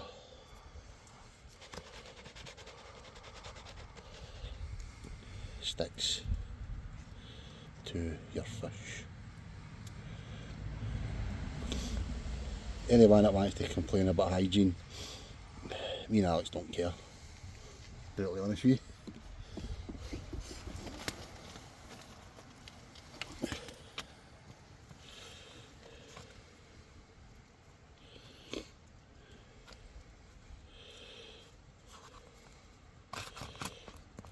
Your stomachs can handle it.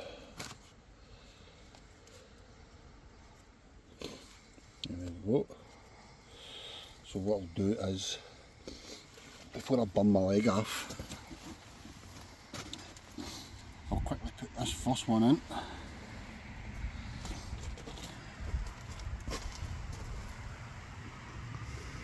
So I really brought a thicker paper down this part.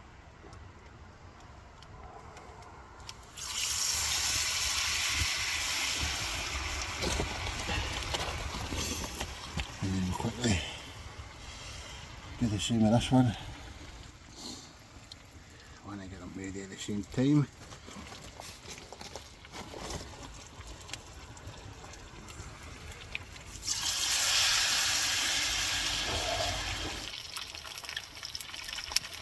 No, they're good, actually, they're good. Okay, quite well, I think.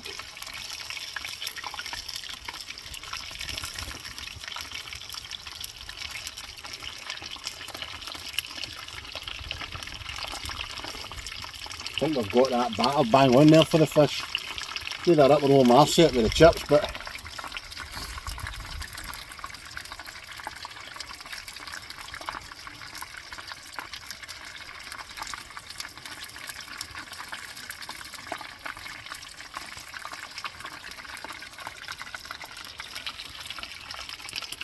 so as I was saying with the chips, I think they went in too hot, but with the fish, thankfully we've got it bang on. You don't want your batter to get burnt before the fish has had a chance to cook.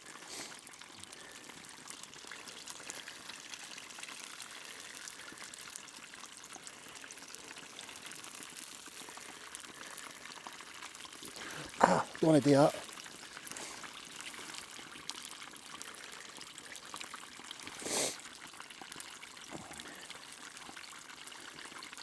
I would say the one on the left's looking pretty good, isn't it?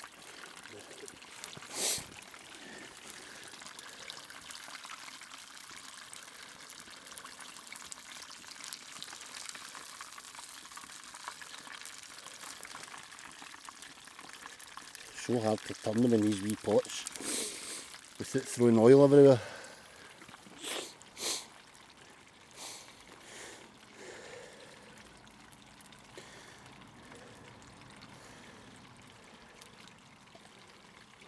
How will we get that left one out?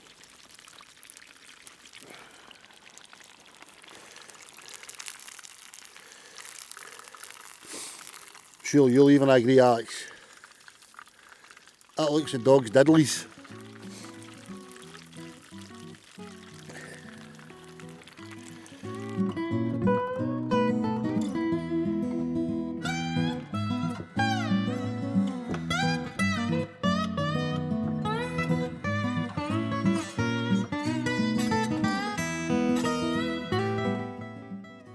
I don't know about you,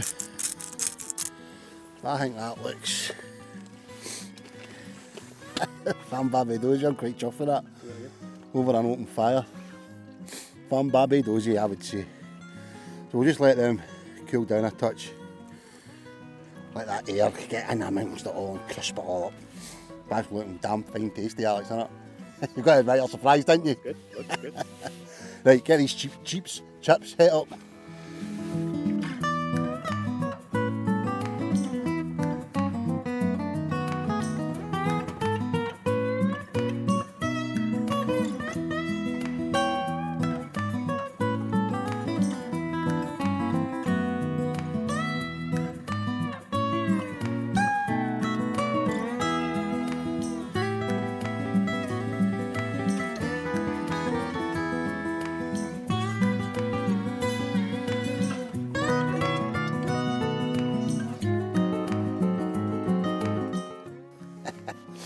Turned out not too bad. Chips, aye, maybe a wee bit in the darker side, but hey.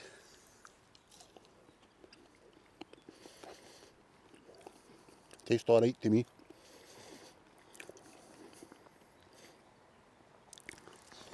We've got a wee bit of lemon on the fish, I think. Prefer a bit, Alex? No,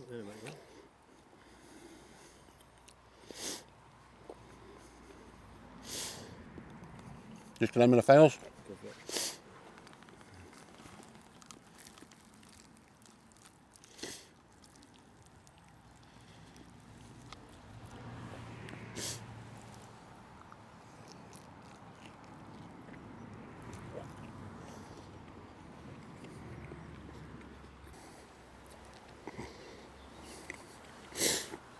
You brush up your filling.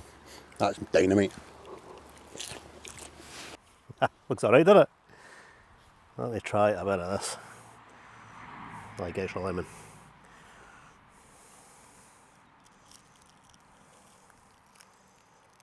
Fish is a lot tougher than cod, isn't it? It's so meaty, isn't it?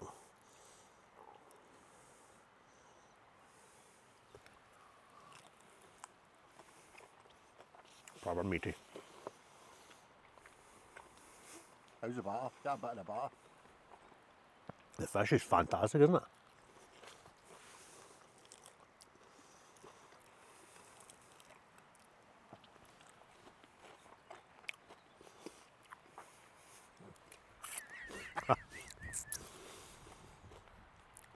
You better not be bullshitting me. No, that's a proper fish and chips. That's great. Listen to that crunch. How do I follow that?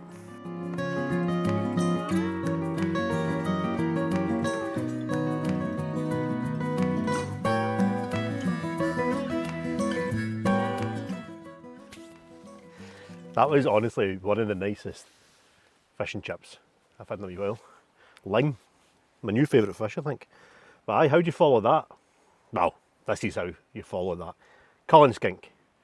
Cullen skink you might not be familiar with. Cullen is a place in Moray, northeast Scotland. And skink, I think means soup. Well, it's like a Germanic sort of deduction of soup. But I'm going to make it a little bit different. I'm going to kind of make it a little bit more, I don't know, just a little bit more. Right. Bit of a Spanish influence. So we're going to add stuff that normally you wouldn't get in cullen skink. Your traditional cullen skink is potatoes, onions, milk, done. Alright, so we've got potatoes and onions, they're definitely going in, but we're going to add a little bit of chorizo, some herbs, and some garlic, and probably a splash of white wine in there as well. So a little bit more sort of Mediterranean style cullen skink. But that is the plan. So what we've got down here is the one fillet of ling that we did smoke, and that's just going to go into a pan of milk. So I want that smokiness to infuse in the milk. And I'm just going to put that over a really low heat. I'll probably just use the stove for that, really low, and just let that infuse with all the flavours. Probably throw in a little bit of thyme as well. While that's doing that, I'm going to dice and slice all this lot, get that on in a pan, splash of white wine, and then we'll combine it all together. And that's it. It's as simple as that. It's the easiest, the simplest thing to make. I hope. Let's give this a go.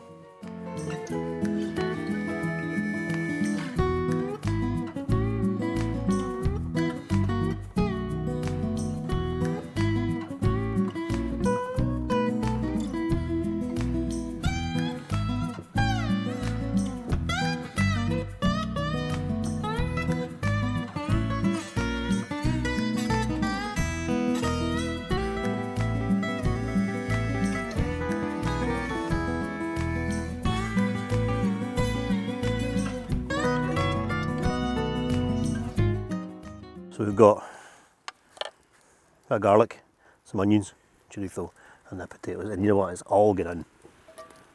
It's all going in together.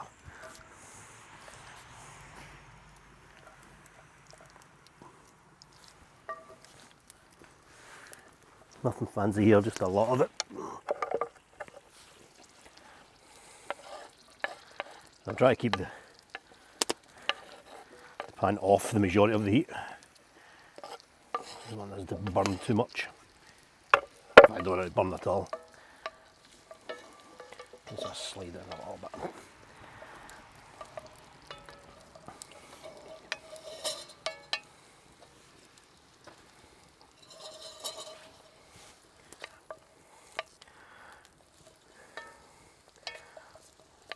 Brown it gently, and then we'll add a splash of white wine, a bit of cream, and then we'll add the fish and the milk all together, and that's it, done. Easy as that.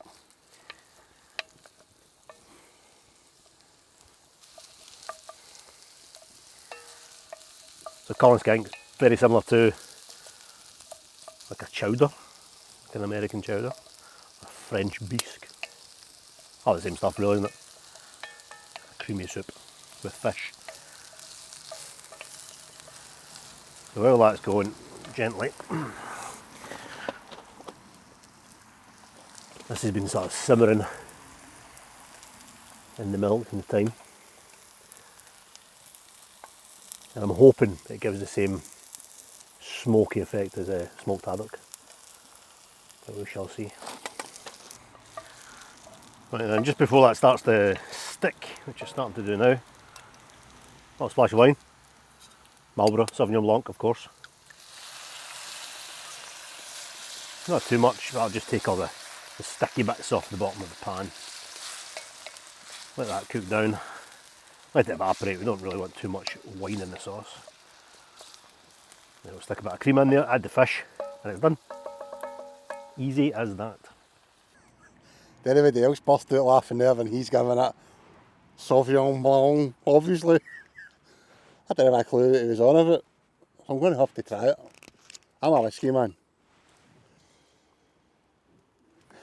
Yeah, that does smell quite nice.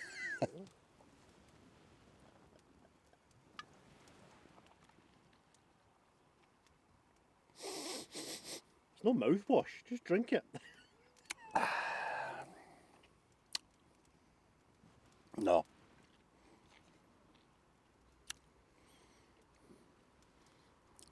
Aye, actually, I'm not bullshitting you. That's,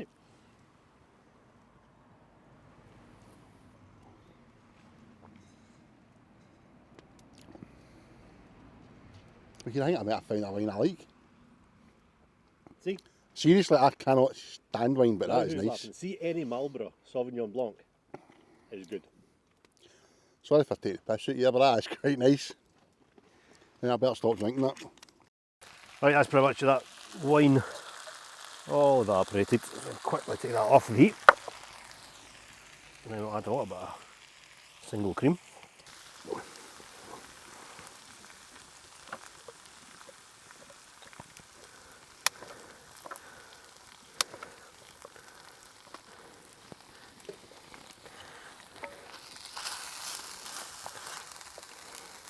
Just gives it a bit of richness.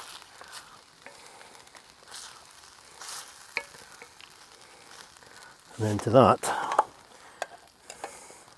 this is now relatively cool. I'm going to flake up that fish.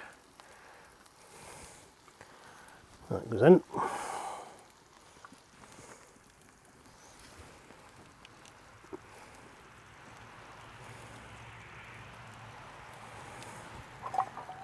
And so does the milk. Back on the heat, warm it through, and we're finished.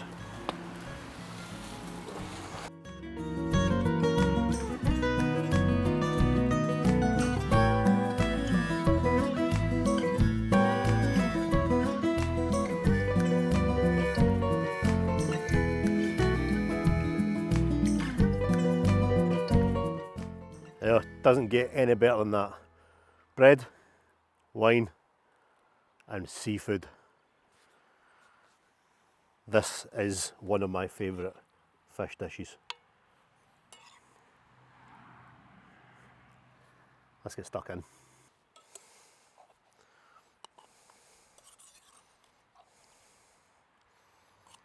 Yeah, hearty as it comes.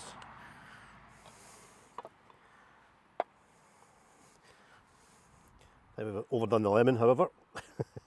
Pop that in here.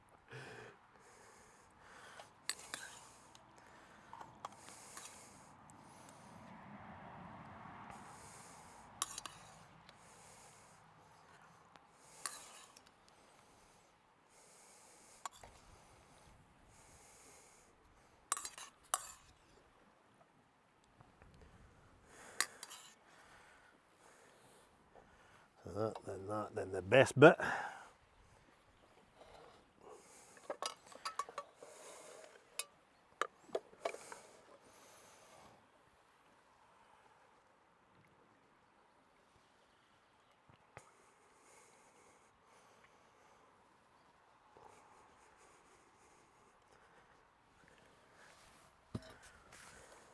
There you go, get stuck into that. Well.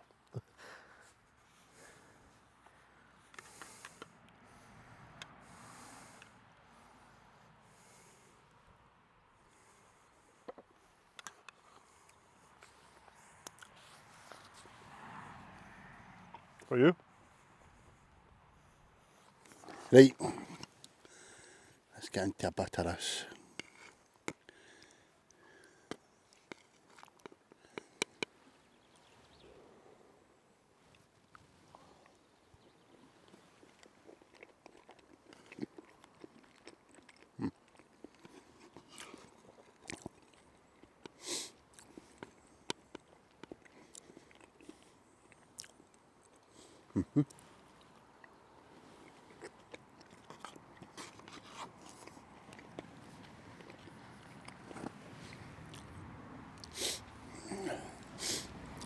Any good fish does needs a good Sauvignon Blanc, apparently.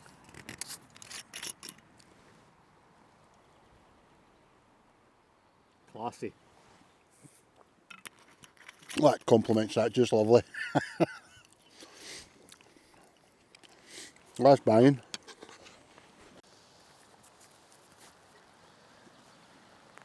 You're used to that wine, by the way. My wine. Well, it was supposed to be. Aye, if that doesn't give me a heartburn, I might get into a bottle of it.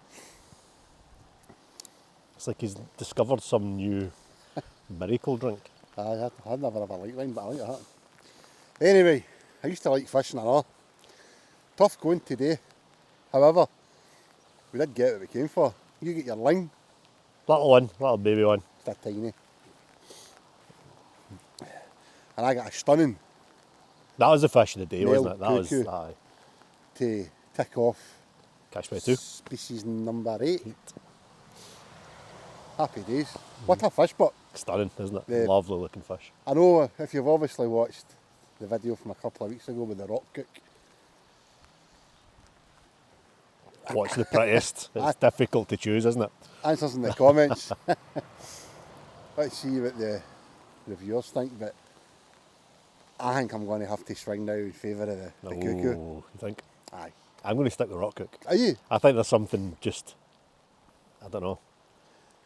A male cuckoo's hard to come by. That's the first one we've caught in know. about 5 years. Outnumbered massively by females, So, if only. as you can see, we did manage to get a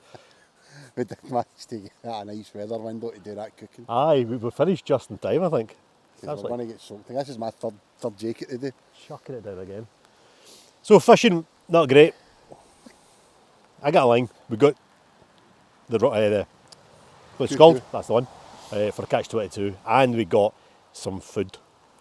The fish and chips was dynamite. Fish and chips was good. The Fish and chips was Spanish good. cullen, skink, sausage, totty, kind of stew, chowder, soup was alright. Alright, Alright. I liked it. It was alright. Too much totty for me. Too much toddy. See the amount of chips we made earlier on, that's why it's too much toddy. That's just because you're not used to be criticising your cooking. Nah, but overall, a long day. I'm shattered. Aye. So I think before we get absolutely soaked again, when Pack the rod's up. in, Pack up and get out of here. we'll see you in the next one, See you next time. wherever that may be. No here. Nah. No here. Oh, Bobby.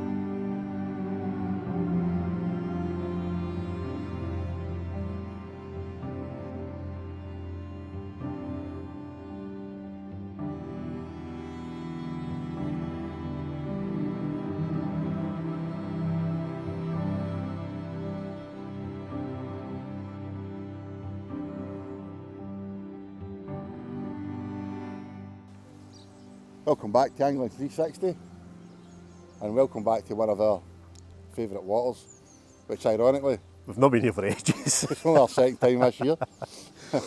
So this isn't a catch 22 as it's fresh water, and we are now picking up our pursuit of a We've not named it. This vlog doesn't have a name. perch, It's just called Perch. Perch. Just called Perch. Big Perch. the biggest fish of all, The biggest. which I've got the biggest one, haven't I? Which is it £5.4? Don't care. Doesn't count, doesn't it, no? Because it was in Holland. Throw a picture up. There's all the rods going, Alex, look. It's a bit blustery. It's a bit blowy. So we are going to take a sib out. But I trust Alex with the weather forecast. So he told me today was fine. Took a day off work. We're fine. We're good. As long as we stay close to the shore, we'll be alright. Going to end up worse. Fucking disaster right now, yeah. So first time out with the sib this year. First time out for perch this year, although we did pick up a perch earlier on, didn't we? We did, we were out in another water with Jamie, weren't we? And we got a few Oh, I forgot about that one. a few Aye, I perch. forgot We about that. struggled, but we got some. Winter perch fishing up Scotland's hard, isn't it? Tough going.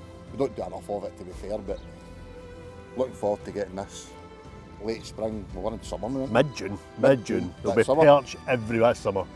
Perch everywhere out there. So let's go and get them. There the jinx slide down. Right, we'll be getting this boat and Go and catch some fish. Hopefully. Hope it floats still.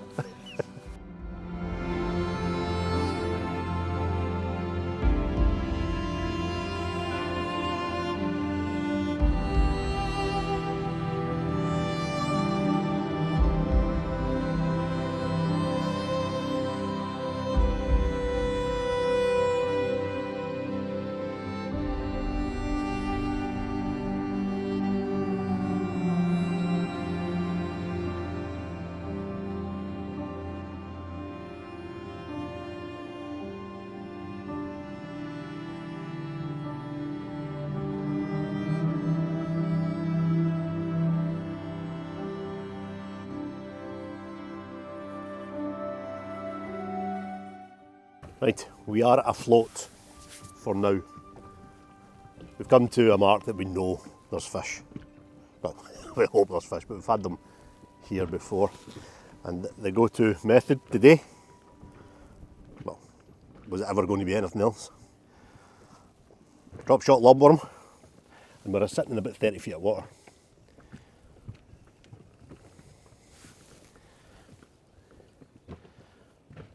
It just looks like bubbles to me, it's just bubbles coming up. But we did mark fish, so there should be fish in this area. Let's get this down, and we'll find out.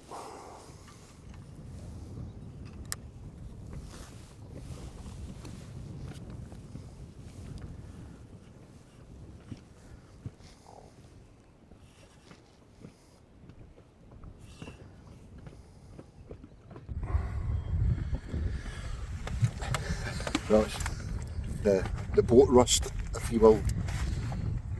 We're suffering greatly from it. Just it's weird being back out on a boat, getting your sea legs again, or you're getting used to kind of walking about the boat and positioning things. And we got the boat seating the wrong way around for what we normally do. The engine started at first pull, which is a rare thing for Alex, to pull that engine first time and get it started. But we have had perch. As I say, we're just kind of out our kind of rhythm there now, just trying to find our feet again on the boat, as I say.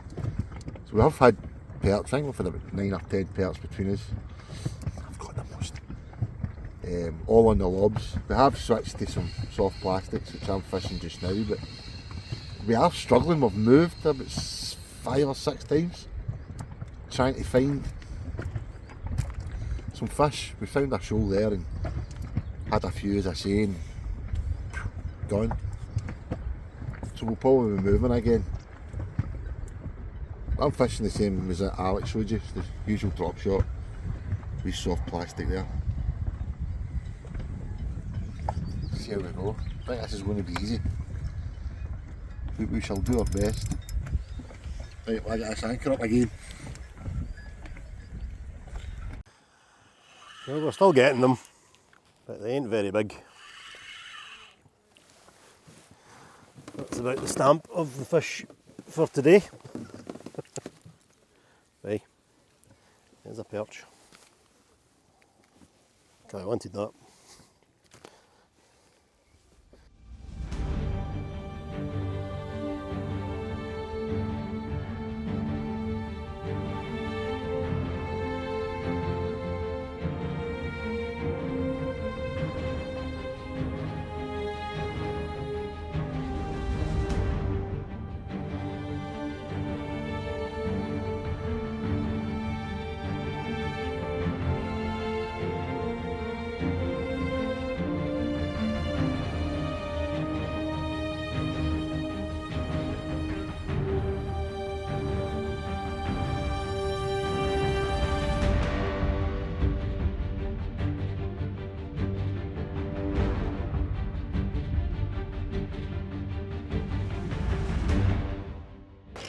Beginning to give up hope, but this is perch of the day.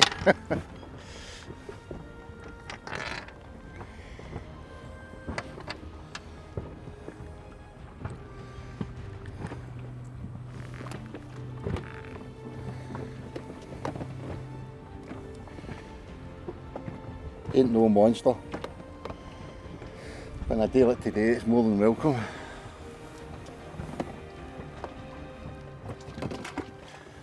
But gracefully done. Aye. I'll do this bit. Excuse me. A couple of years ago we decided we wanted to get a sib to try new marks. Local waters, sea lochs, bays, just trying new things. Out in a boat gets you further afield. Open water. Look where we've ended up. Some of you might recognise it. The only thing missing is a couple of feeder rods and a bucket of ground bait. And we'll be right at home. Maybe be catching some decent fish, but aye. Get a boat, they said. It'd be fun. It's been bloody tough. The wind has limited us, to be fair. It really has kind of limited us to literally this area. It's been difficult. We're going to try round the island, see if we get a wee bit more protection. So aye, we do have our eyes on some pike lures and some pike later. So maybe that'll throw up a fish. Are you sure this ferry's not going to this? Going to this pontoon? Should be making a V-line for us, look.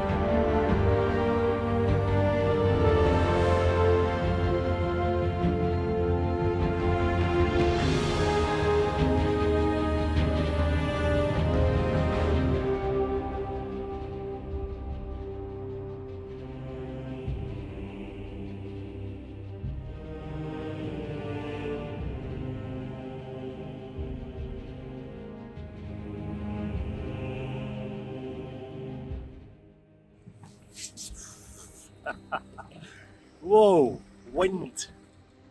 That's pretty much the story of today. Just wind. Horrible easterly winds. But stronger than I expected as well.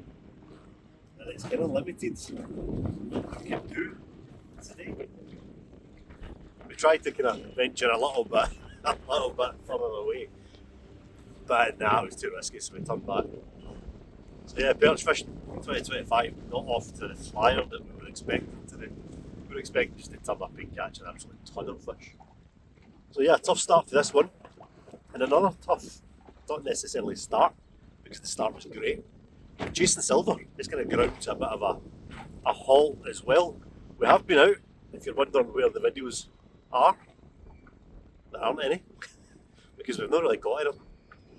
But seeing as we've got absolutely nothing to show you today, while we sit out in this hurricane, have a wee look back at what we did manage to scrape together on the last 3 sea trout outings.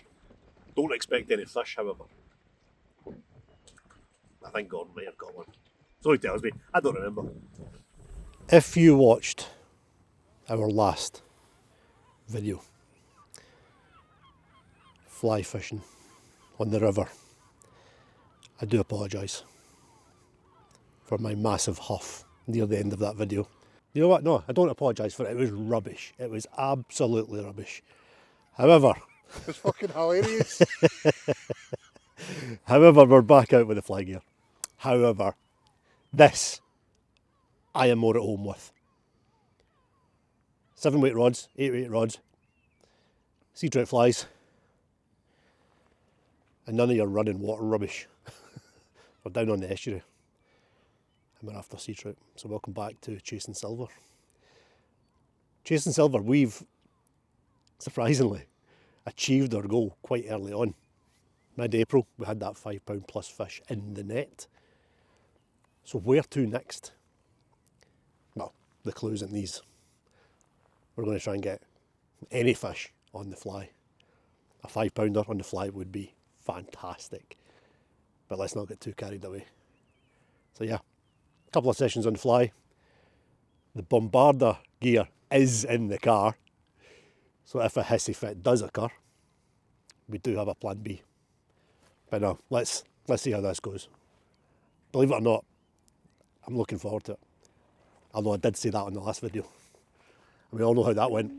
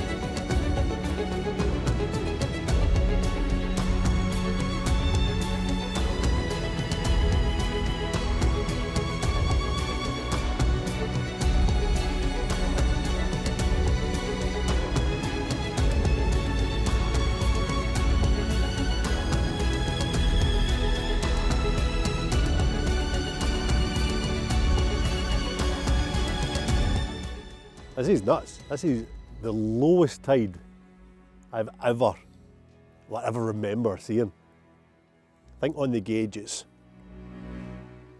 minus 0.13 or something like that, which is like ridiculous. But what it's allowed us to do is to come to areas that you'd never ever get to on a sort of standard low tide. Gordon's a wee bit nervous. Gordon's a wee bit nervous when it comes to wading in unfamiliar territory. And I sort of waded out into the opposite end of the hole that we normally fish into. Look back and he's still sitting up at knee depth, shitting himself. I was like, you know, coming out. No. Look at the size of him. Anyway, I'm going to try and drag him back out to where I was fishing because it looks good.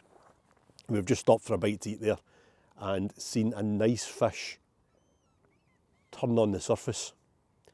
So what I'm hoping is that once that tide starts to turn, which it should be doing, well, now, this bay is going to fill up. And I hope the fish come in with it because we've not caught anything. We've not even had a sniff. Gordon said he's seen one fish earlier. We've just seen that one there. I'm confident and I'm going to stick with the fly. We'll fish this tide into the bay, walk round, miss the deep hole. That's one thing we cannot get across to where we would normally fish. We need to come in and round. But it's brilliant. Big low tides like this, it just unearths or uncovers stuff that's never seen. It's like the surface of the moon.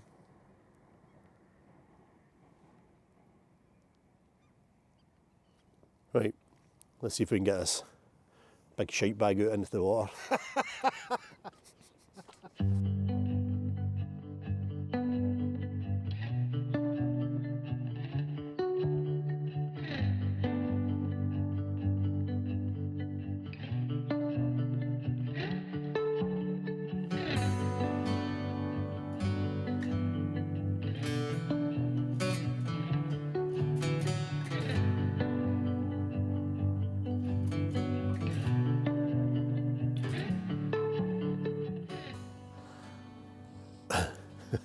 But we managed to get him in the water.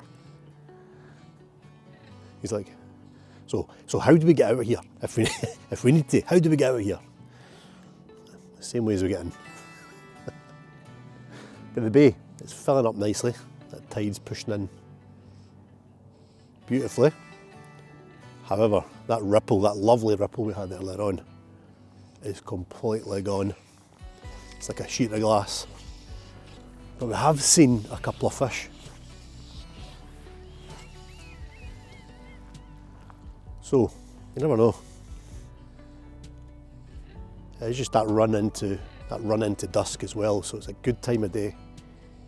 It's overcast. So the lack of ripple might not be the nail in the coffin that it often is. I'd just like to see a few more fish moving. Get the confidence levels up a little bit. It's a lovely evening. Quite atmospheric, that kind of low-lying cloud that's kind of cool. Just need that ripple to come back though.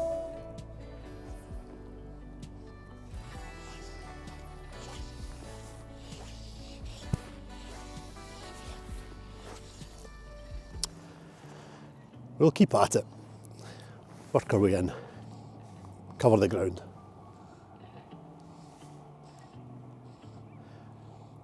Should have brought the bombarder.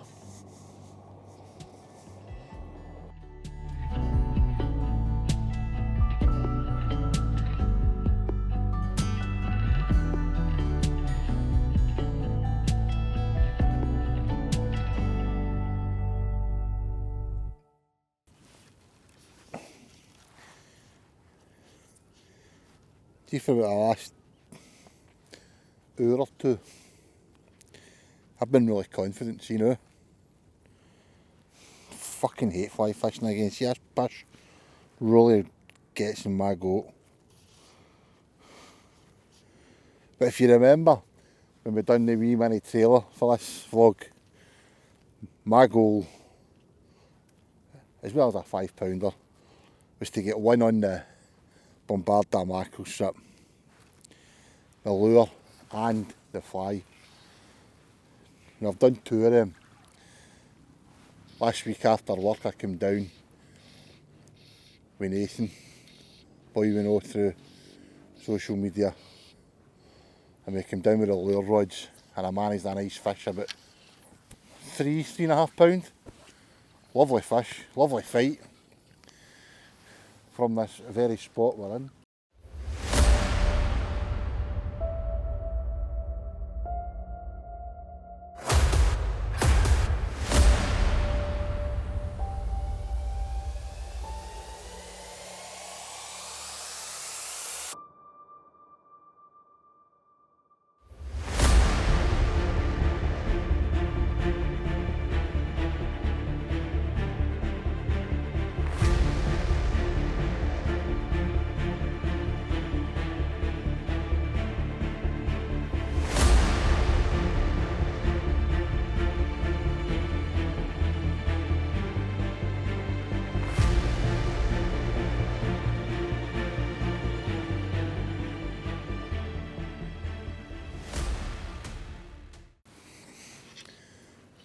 But the conditions when we turned up, we're thinking, oh aye, we're looking really good, but that wind just keeps dropping.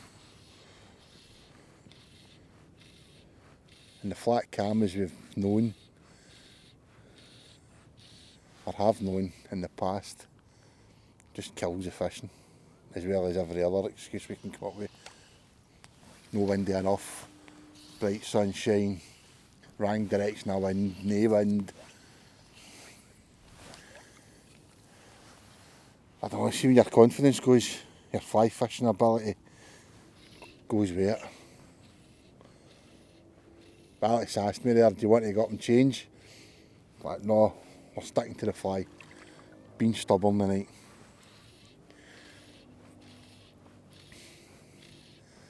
I don't know, I'm looking at him now. It's like a sheet of glass, isn't it? We'll see. We'll keep at it, we'll keep plugging away.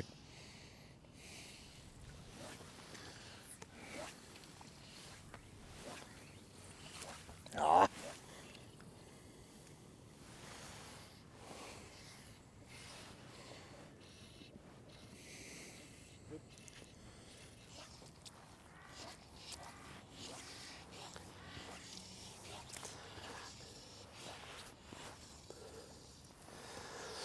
Well, despite... No, hold on, I'm speaking first here.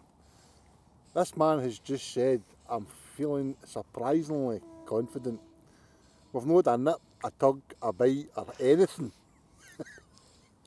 And he's still feeling confident. I don't know why. Look at the glass.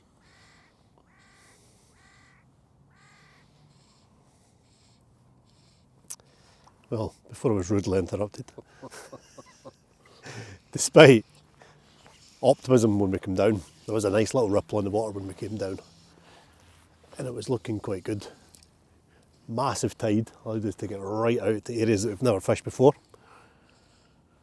There was a few fish showing, but just not much. But, as Gordon says, I still feel confident. I don't know why. 10 to 8. Maybe something about the time of night. Now, the fish have been a little bit off for most of the day because of the lack of wind. If they are going to... That was a fish. If they are... That was a fish. If they are going to switch on, it's going to be around about now. And I think that felt very fish-like.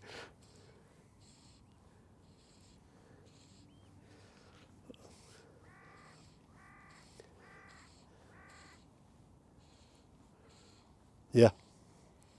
However, I think Gordon's keen to go up the road, so...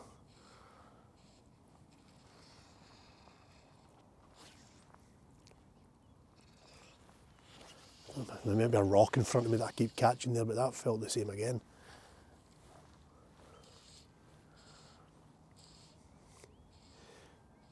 So unless a miracle happens in the next 10 minutes,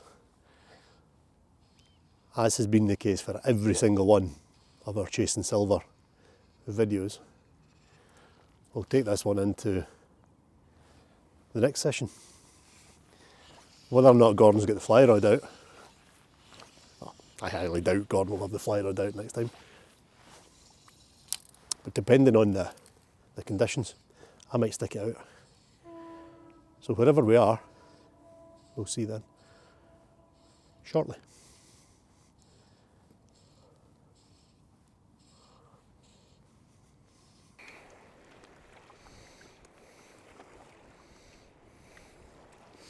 I think Alex might be right. But what I'm going to start with, let's start with a nice happy note. And it's a thank you to Angus Cameron, who sent me this stunning fly rod. A Bruce and Walker 10-foot power light. He says, I want to see you catch a fish on the channel with that. So if you're watching, Angus, and I'm sure you will be with being fly fishing, thank you very much. Very, very kind of you. And I'm not too clued up, but Alex's reaction was quite complimentary. Very nice rod. And it's as light as anything, it's beautiful. I don't know if I'm saying the words to give it justice, but a very nice gesture, thank you. I shall try and get you a trout on this rod. But in these conditions I'm not so sure, if I'm being brutally honest. This is one of these nights where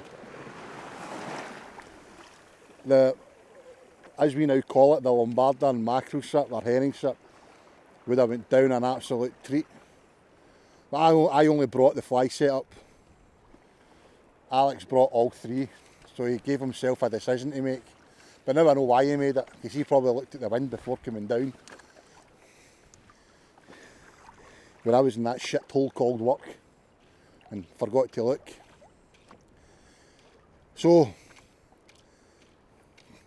cue the tantrums from me, cue a couple of nice sea trout from Alex, and no doubt Nathan will get one of the flies to rub it in. But I'm going to do my best. I'll do my best. That's all we can do.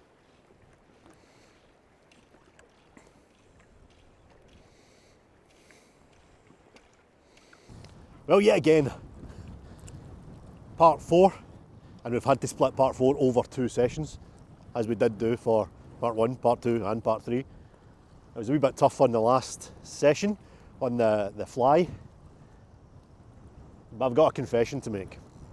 At the end of last session, you've probably seen it about 3 seconds ago, I was saying about getting the fly rods back out on the follow-up session, which is this session, and how it might be difficult to convince Gordon to get the fly rods back out. Well, Gordon has the fly rod. I think he's going to regret it though. And because of the conditions, it's a bit on the blowy side, which is good for the sea trout. Difficult for casting a fly.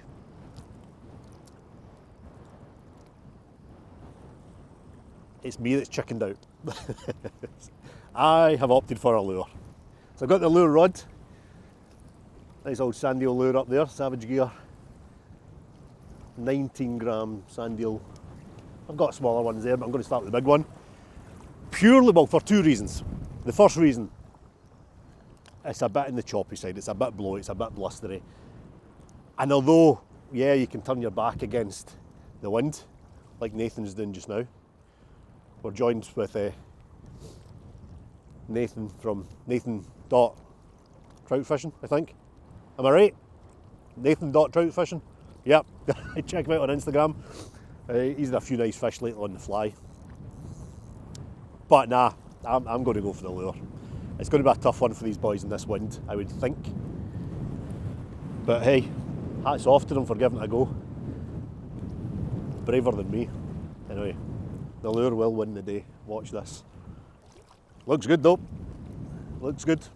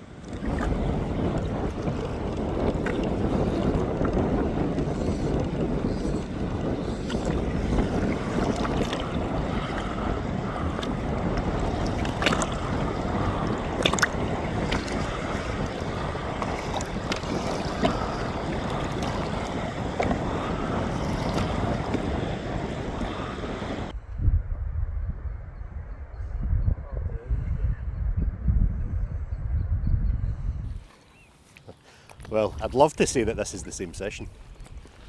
It's not. Not much happened after you saw us about 30 seconds ago. So we just kind of went to huff, called it a day, went up the road. It's now 2 weeks later, so we're now into the 3rd session of this sea trout video. Chasing silver, and we're chasing and we're chasing and we're chasing. Not catching much though. And it's a completely different day. It's still pretty blustery, it's still pretty windy. Gordon and Nathan, if you remember, of course you remembered it was literally 2 minutes ago, stuck it out with the fly rod on the last session. I think Gordon's seen sense this time around because it is still pretty windy. And he's opted for the lure rod, as have I. And we're hopefully going to just catch up from where we left off. Fishless. The wind direction swung round a little bit. The water is not as dirty. Now that's a key. It's not as dirty as it was when you last seen us. It really did start to colour up a bit. And I think it was at that point we just said, you know what, stuff it, let's go. It's bright, it's been bright for days, but there's a chop in the water. And we've got a good tide, a good evening tide. I think Nathan's already out there. At least we think that's him. Looks like he's left the fly rod at home as well. Aye, third time lucky hopefully. I definitely are lures tonight. Now you saw the close up there, that's a solve pollen by Weston. 16 grams. Now this is my lucky gunky rod. One of the few fish I caught on this very rod was a £3.2 was it, perch? So it likes the bigger fish. So let's hope it can get us a nice sea trout tonight. Now the difference for today and 2 weeks ago is one can come home for dinner. And that's my goal. My boy loves a nice sea trout, Philip, as do I. So if we do happen to get a few, one of them will definitely be for the table. Although it's bright, I am confident.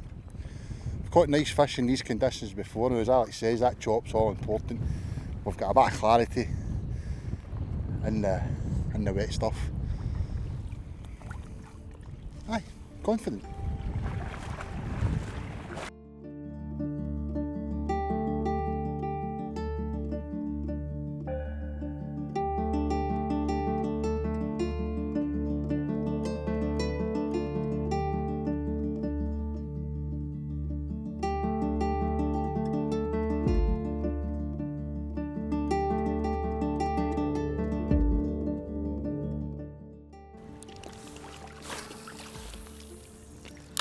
There we go. Some promising signs straight away. We've been fishing for 10 minutes. Nathan's hooked and lost one. 30 seconds later I get smashed with one, but it didn't stick. So there's fish there and they're in the mood to chase some lures, so fingers crossed. I hope it all gets better as the evening goes on. It might be bright, but that ripple in the water, that chop in the water is definitely helping. We need to end this video on a fish. I'm feeling the pressure here. 3 sessions, surely this time. But aye, confidence is skyrocketed. Sometimes that's the kiss of death. Kiss of death? Kiss of death. Right, back to it.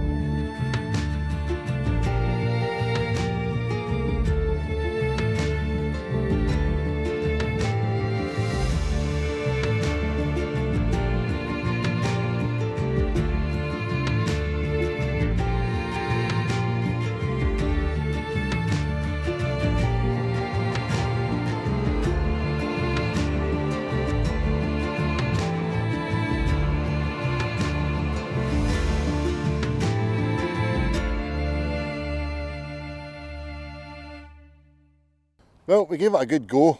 Lures, fish. We gave it a right good go on the fly rod. Fish. So I never thought we'd be having to take an episode of Chasing Silver into a 4th session, but there, shit happens, doesn't it? But I think we might do what Alex has just said there.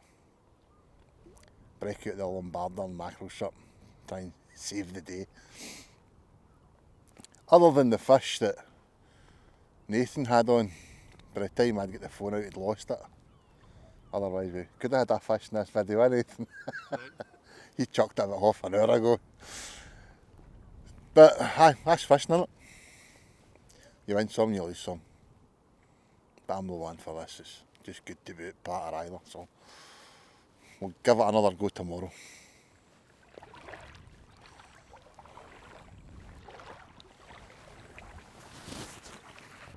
Cannot believe I missed that bite. But that's the sea. Excuse me. That's the sea trout. That's kind of fell off the radar. The perch are not even on the radar. Aye, I'm not too sure what we can blame on the day, other than the wind.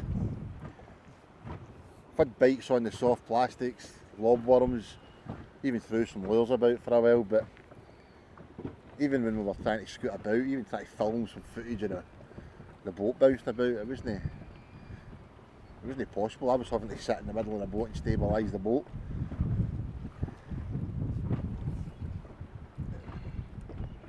Hopefully we can end the day with a fish. But let's stay that wind. It's just slowly getting worse as the days go on. She'd seen us try to get round that island there. Right, I'm giving this 20 minutes, half an hour max, and then we're off.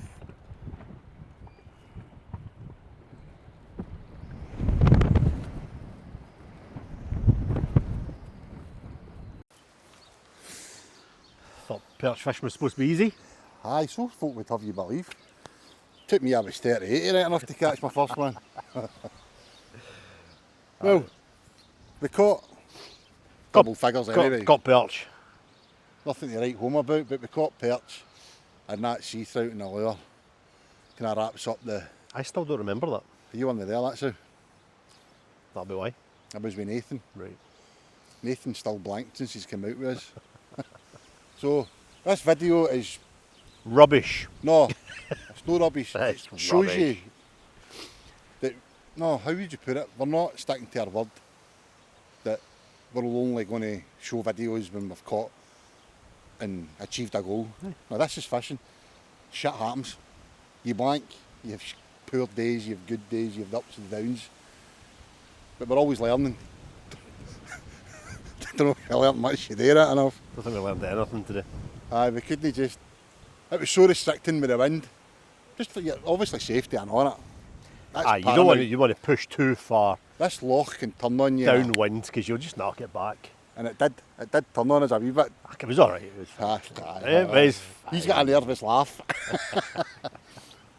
So, we are going to continue next week with the sea fishing in this popular vlog that's Catch 22. Catch 22. Seems to be doing quite well. And that was kind of not the main part of today, but a big part of today was to get the boat out, get it dusted down, get it wet.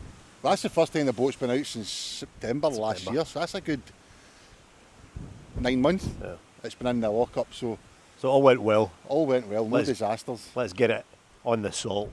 So before the some wind blows the tripod there and smashes the phone or something, we'll call it there. Unless you've got anything to add, No, let's go home.